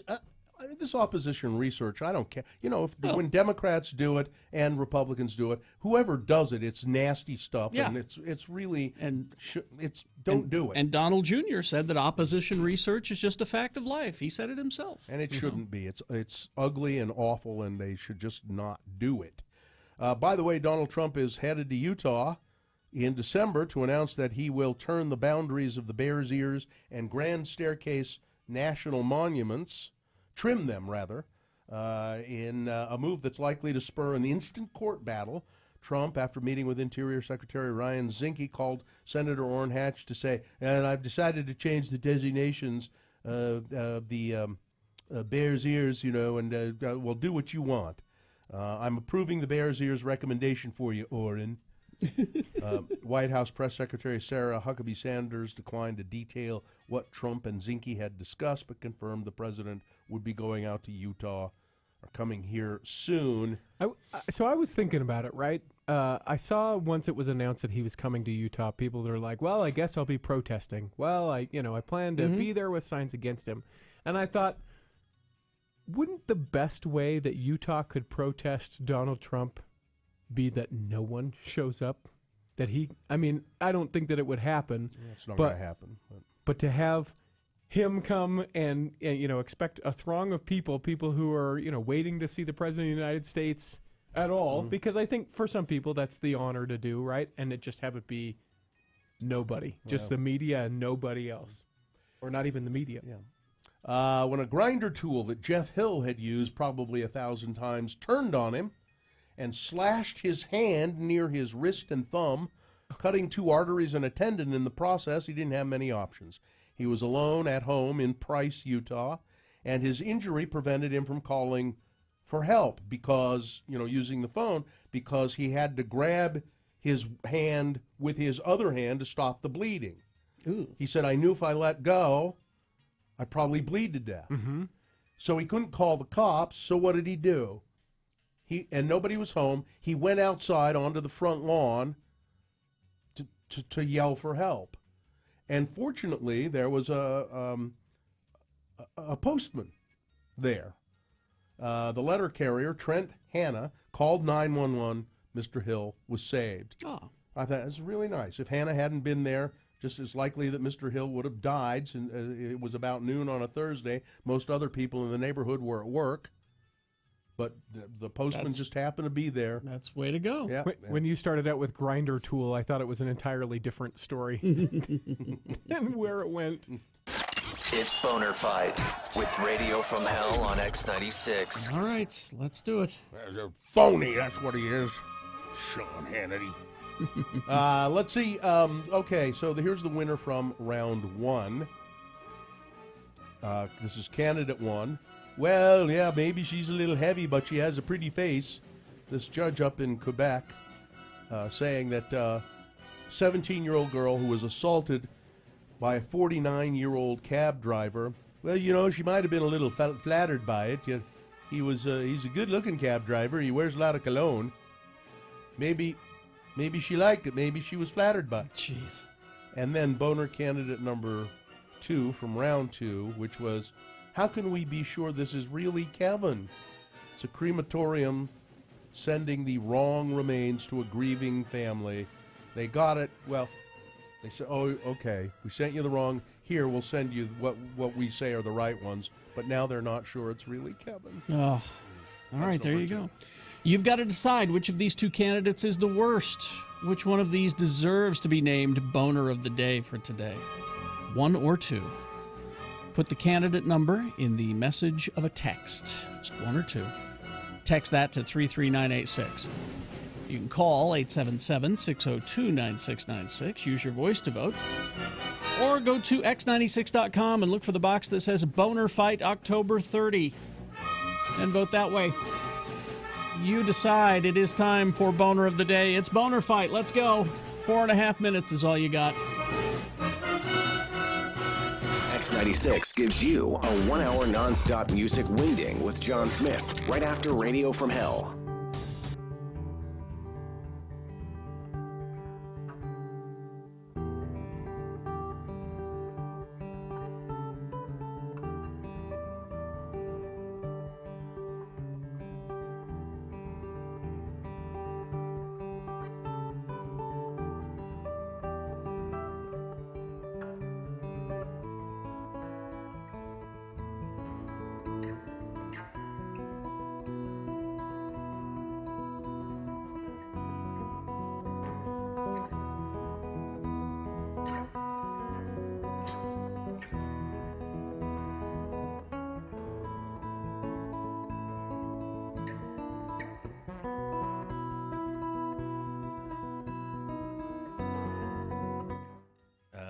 I was yesterday. I was at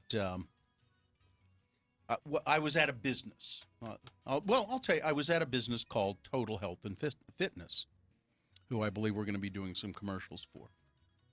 So I'm out there talking to the folks and everything, and I get done with my business at Total Health and Fitness, which is in Draper on 123rd South, and I'm just about to leave the building where Total Health and Fitness is located. Okay. And a woman walks in and walks up to the desk and says to the lovely receptionist at Total Health and Fitness, "Hi, is this Total Health and Fitness?"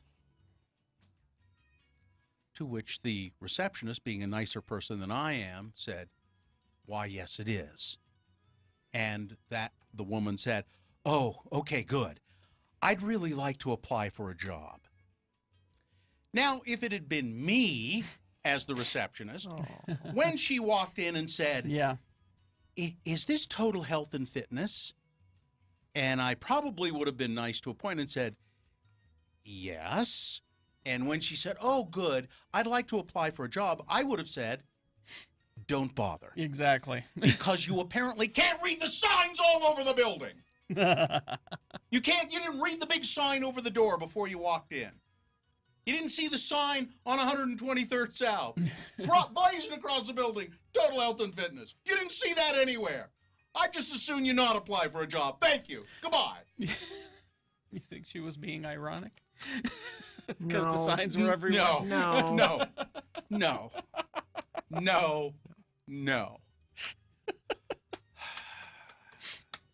The receptionist did say she's way nicer than I am, but it was probably true. I don't think she was just trying to be nice. She said, "Well, we're not hiring right now." I would have just said, "Don't bother." God. Oh, shit. I'm just sitting there and looking at this going, really? I'm not a nice person, though. No, you're not. No.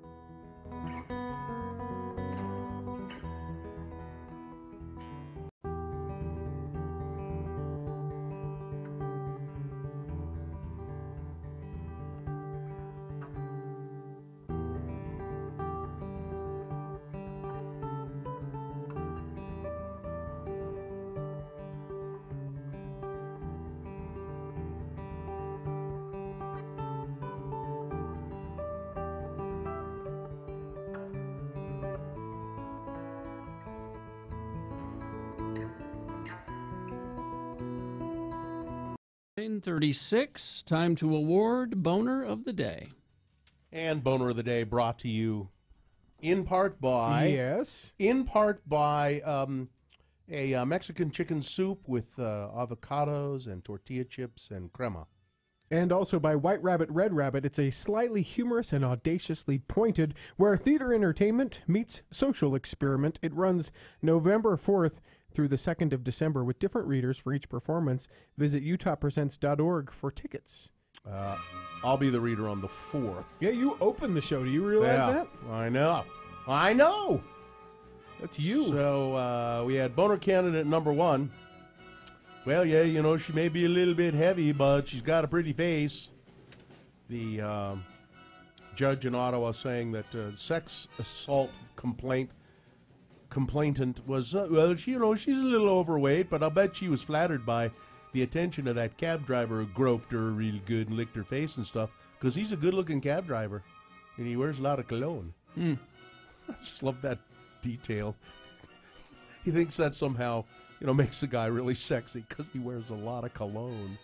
And number 2 was, how can we be sure this is really Kevin? It's a crematory sending the wrong remains to a family. Austin won the prize, the ski gift card, the ski swap gift card, and by 1 vote, Boner candidate number 1. Well, she may be a little heavy, but she's got a pretty face. By 1 vote? 1 vote. Wow. All right, so there you go. That's your Boner of the Day for Monday. Someone won the what was the name of the person that won? Do you still have it? Austin. And let me tell you a little bit about that. Attention skiers and boarders, the Zions Bank presents the 45th annual Park City Ski and Snowboard Swap and Sale event. It's the 3rd through the 5th, and you can get more details at parkcityskiswap.com. So, Richie, how is it that you make children nervous? No. Children make me nervous. Huh? No. Oh, okay. So let me say this, and I don't want any jokes about it. I feel like I'm really good with kids. Okay. Right, and the thing is no joke coming from me. It's a serious topic. I feel like I'm childish, not childlike, so that's where kids and I sort of connect. But as I've recently started doing event DJing, playing the music for, like I did an event on Friday at an elementary school and middle school. It was kindergartners through 9th graders. Ooh. And, I mean, that age span is hard enough. It's ridiculous. But children make me nervous, and I don't think it's the children that make me nervous. Parents of children make me nervous.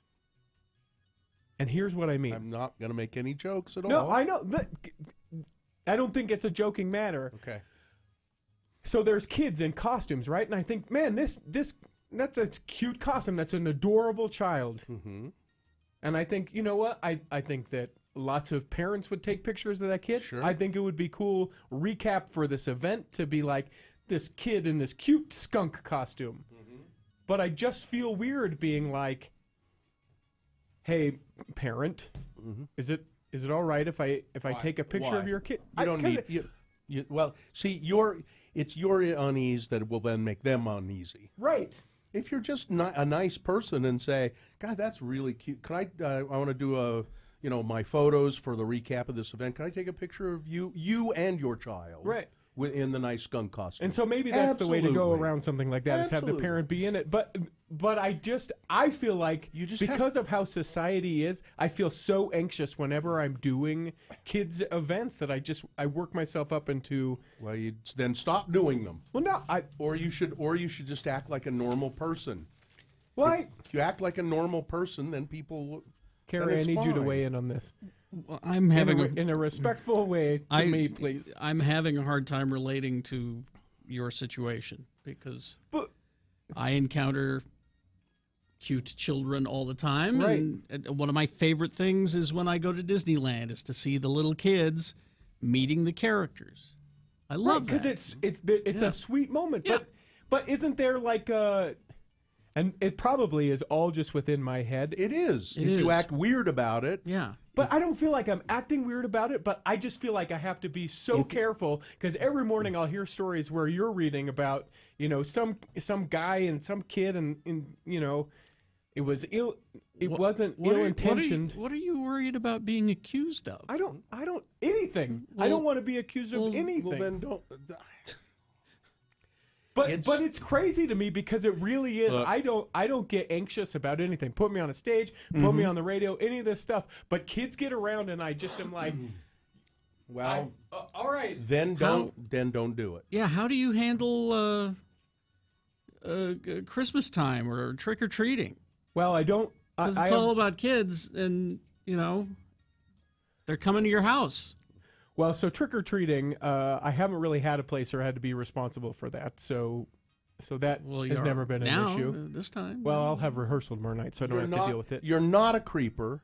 I So know. So what are you worried about? So then, It's fascinating to me because I'm so paranoid about it, and I have no reason to be, but I don't know how to not be paranoid about it. Well, then you shouldn't do it. I don't know that that's the answer. I'd like to overcome it. Okay, get over it. Then stop it. It's like when I went to the doctor and I said, "Doctor, it hurts when I do this," and he said, "Well, then don't do that." I just thought it became really obvious to me at doing that thing the other day, and we had fun, and the parents loved it, and the teachers loved it. And they said, "Man, you do such a great job with these kids." So there's nothing to worry about. Yeah. So quit it. The chat room is saying Chris Hansen's going to be stepping in any moment now. No, it's not anything like that. But it's. I mean, I know what you mean in terms of but if you just act like a normal person around kids and their parents, then they're fine. Then everybody's fine, And there's nothing wrong with saying to a parent, "Man, your kid looks great in that costume. That's a cute costume."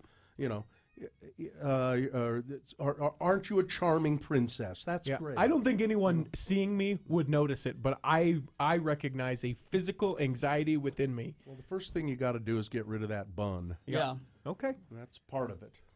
Because you look like a weirdo. All right. Done. Take a break. We'll be back. Got to tell you about Diamonds Direct, though. Listen, maybe, Richie, you should carry around a bag of diamonds and just give out diamonds to people when you feel uneasy. Perfect. You could almost afford to do it from Diamonds Direct. They've got a big event coming up. I know that it's in that copy. I don't have that right in front of me. Let's see. Here it is.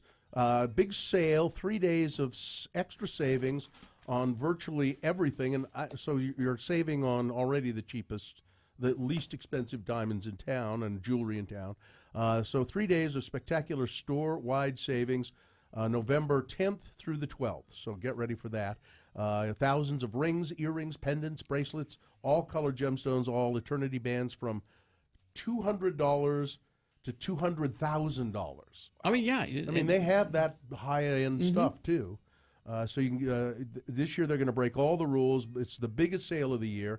The selection is like double the norm. The designer rings, they're flying in designers with all of their lines. So Diamonds Direct, big sale November 10th, 11th, and 12th. Go to their store, check it out maybe beforehand. Diamonds Direct, 6400 South across the street from the Fashion Place Mall. Dashboard Confessional, December 4th at the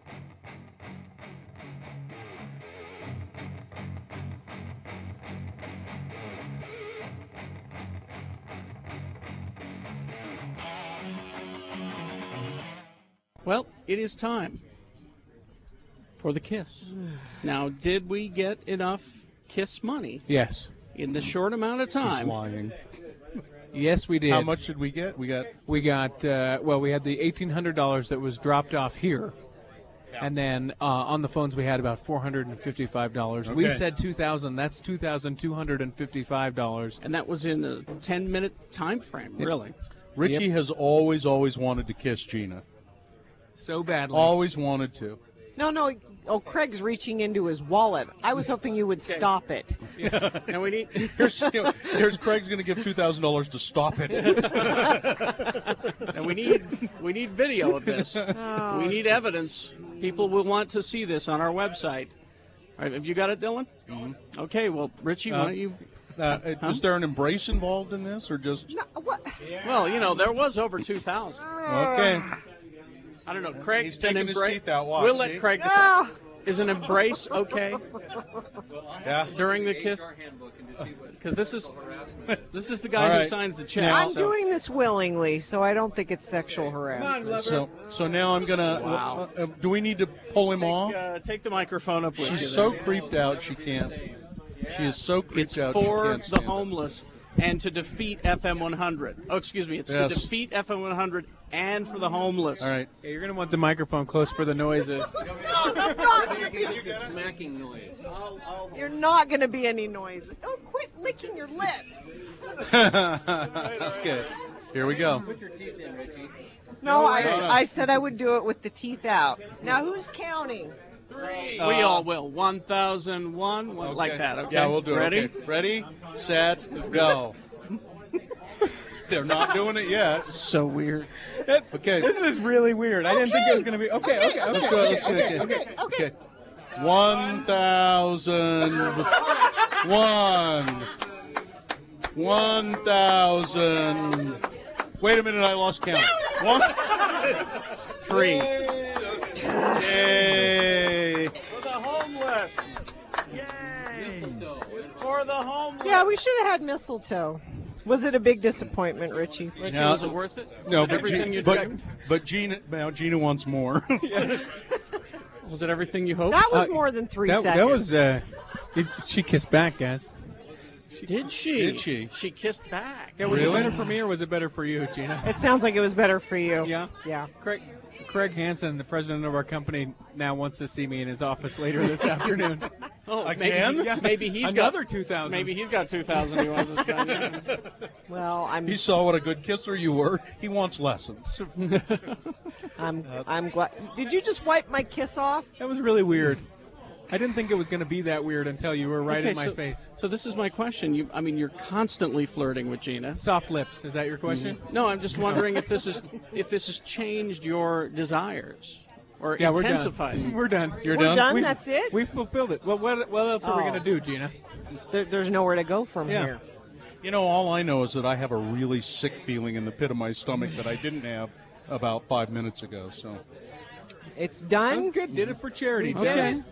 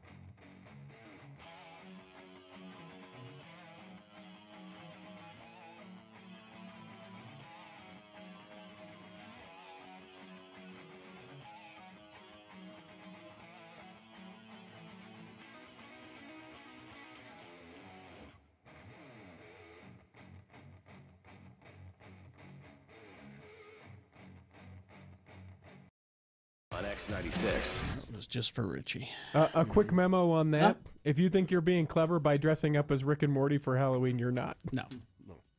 Sorry. No. Too many of them. Let's see. You want the truth about pumpkin pie? Were you going to blow the lid off the big pumpkin pie? What is the... Is there a If truth? you eat canned pumpkin pie filling as part of your pumpkin pie, probably not even pumpkin. I don't think it is it? So the Isn't FDA... it just flavored? No. The FDA... I always buy pureed pumpkin and then make, add ingredients to make eggs and stuff to make. Well, according to this bill, unless it says it is pumpkin for sure, the FDA allows pumpkin pie filling to be either pumpkin or squash. There is pumpkin pie filling, and then there's pureed pumpkin. Right. So I'm imagining Libby's makes both. Right. So pumpkin pie filling, though, if you're like, I'm just going to scoop this out. It might have squash in it. Well, they say because squash is cheaper to grow and tastes better, most likely you're not even eating pumpkin pie. That is quite the revelation. Well, it's time to come clean about something. I think it's okay to come clean about this because the restaurant has long since closed. Frontier Pies? But no, Baba Afghan. Baba Afghan. Now he used to, which I loved, and you liked his pumpkin. I remember. And he had a dish that was pumpkin, baby pumpkins, baby pumpkin. It was just cut, and he'd marinate it and stuff, and then they'd put stuff on top of it, and it was just delicious and tasty. And you'd go over for the buffet, and it was always there. He confessed to me. He's not pumpkin. Not really pumpkin. He's squash. I can't get pumpkin all the time. I have. But people think it is pumpkin. Dare he? That is really... And I said, you know what? I don't care. It's still delicious. That is disturbing, though, isn't it? It's still delicious. Isn't that disturbing? Yeah. That's disturbing. That. Well, of course, he's Afghan. So, I miss that restaurant. He was such a good guy. That was a good restaurant. What was his name? Oh, what was his name? Can't remember. Good guy. Really good guy. Anyway. Well, I'm shocked, yes, but not surprised. That squash, because they're both... squashes essentially, isn't a pumpkin just a type of a squash, right? And I've told that story about my mother's, the sainted mother's pumpkin pie recipe. She always made these great pumpkin pies, and I said, "Mom, I want your recipe." And she said, "Okay." And she wrote it out in longhand, and I followed the recipe, and I made the pies, and they turned out like my mom. And I'm making the pies one year. And I'm looking at the can of pumpkin, and there's a recipe for pumpkin pie on the back of the can of Libby's. And it's the same damn recipe that my mother wrote down in longhand. Oh, no. It's the same recipe. Oh. That was her secret recipe. I called her on it. She said, I put a little more allspice in mine than that makes it more pumpkin-y. Well, and then, see, that just reminds me of my mom's spaghetti recipe. Yeah. Which you loved. Which I loved. Yeah. It was my favorite. She got it out of the Campbell Soup cooking cookbook, and it was just tomato soup. It was tomato soup. Yeah. But I loved it. I know. Well, that's just the way. But yeah, I don't care for the pumpkin pie. I just don't. I'll have a slice once a year. I don't need to eat it anymore. It's okay. Not even once a year. Mad Mex reminds me. Kasim. Thanks, the former Baba Afghan. Thank you. Thank you, Max. It was Kasim. Good guy. Yeah. But no, I don't need pumpkin pie in my life anymore. Not even once a year. I don't need it in my life at all. Now, see, I'll have the mincemeat pie once a year, and I just go and buy and I'm a little disappointed. I think the Cross and Blackwell, it's the brand. It's the only brand I know that they have the mincemeat in a jar, and all you have to do is dump the jar of stuff into a pie shell and bake it. That's all. But I don't think there's actually any meat in it anymore. There used to be like what's called suet in it, but I'll have to check. But I don't think they put any actual meat in it anymore. Here's someone else who was fooled by their family. I used to think my grandmother made the best fruit salad. As an adult, I opened a can of Del Monte fruit salad. It was the same thing. There it is. I was duped. With those stupid pale little cherries. They're kind of a pale, pinkish, reddish color. Fruit cocktail. Yeah. Syrupy, just fruit so syrupy. I used to love the fruit cocktail, and then but everything in there tasted exactly alike. Well, yeah, because it'd been in the can for 2 years together. It just the cherry, the pineapple, what else was in there? The pineapple, pear, cherry. One cherry. There was banana in it, wasn't there? I don't know. There was something in the fruit cocktail that made it so I couldn't eat it. There was something the consistency-wise that I just couldn't do a fruit cocktail. The things you grow up with. Now I want some fruit cocktail. I haven't had it for years, but. Let's see. Should we do the promo and get out of here? Yes, please. I guess we should. All right. Ready? On Tuesday's Radio from Hell show at 6:45, apparently Chainsaw Guy will be here and answer your questions. Love questions, school questions, and life questions. At 8 a.m., Punk comes in for a movie review and junk food update. It's Punk! And then at 9, it's Tuesday Tunes with Todd. That's all on Tuesday's Radio from Hell show, right here on X96. All right, good enough? Okay. All right. Got to look up fruit cocktail now. Well, it sounds like just the Del Monte is all you need. Yeah. I just, I guess they still sell it. Right? Yeah. I don't know why they would have stopped selling it. Mm-hmm. Well, because it's not good for you. Well, there it is. Del Monte fruit cocktail. And what's in it? Yeah, they don't sell anything that's not good for you anymore. They've stopped. Well, I mean, maybe people have stopped buying it as much as they used to. Quality fruit cocktail in light syrup. What's in it? Cherry, pineapple. Oh, I guess I could have looked at the can there. I've clicked on it and now I've... Mandarin orange? Is that the thing that was weird for me? No, they didn't put... I don't think so. I used to love the little canned mandarin oranges as well. I could do that if it was just the mandarin oranges. We should give away Del Monte fruit cocktail. Yeah. And you'll win a can of Del Monte fruit cocktail as well. Should be like we should get a case of it and just give away. You win a prize and a can of... Yeah, I'm in. Anytime we need a prize, because we often do not have prizes. John always has prizes. Well, of course, he's not even here now. Yeah. Where is he? I don't know. He's running late but on time was what his text message said. It has grapes, cherries, peaches. That's it. No, peach wasn't my thing. I like peaches. It has little peaches in it, little cherries. Wait, no, there's a banana on the label. That's what it is. And pineapple. It was the banana. Because it got soggy. I like wait for it, save this audio. I like a harder banana. I see. Yeah, here we go. Peaches, pears, grapes, pineapple, cherries. No, that doesn't say banana on the ingredients. But there's a picture of banana on the label. That's false advertising. And of course, plenty of corn syrup and high fructose corn syrup. That's what made it yummy. Yeah. That's why you were okay eating fruit as a child. That's right, because it wasn't sweet enough on its own. It was swimming in sugar. Right. So, live long and prosper, bitches. Don't you know who I am? When you started that story with grinder tool, I thought something completely different. All right. John Smith is next, allegedly. A 1-hour nonstop music wingding starts now. Utah's original alternative, X96.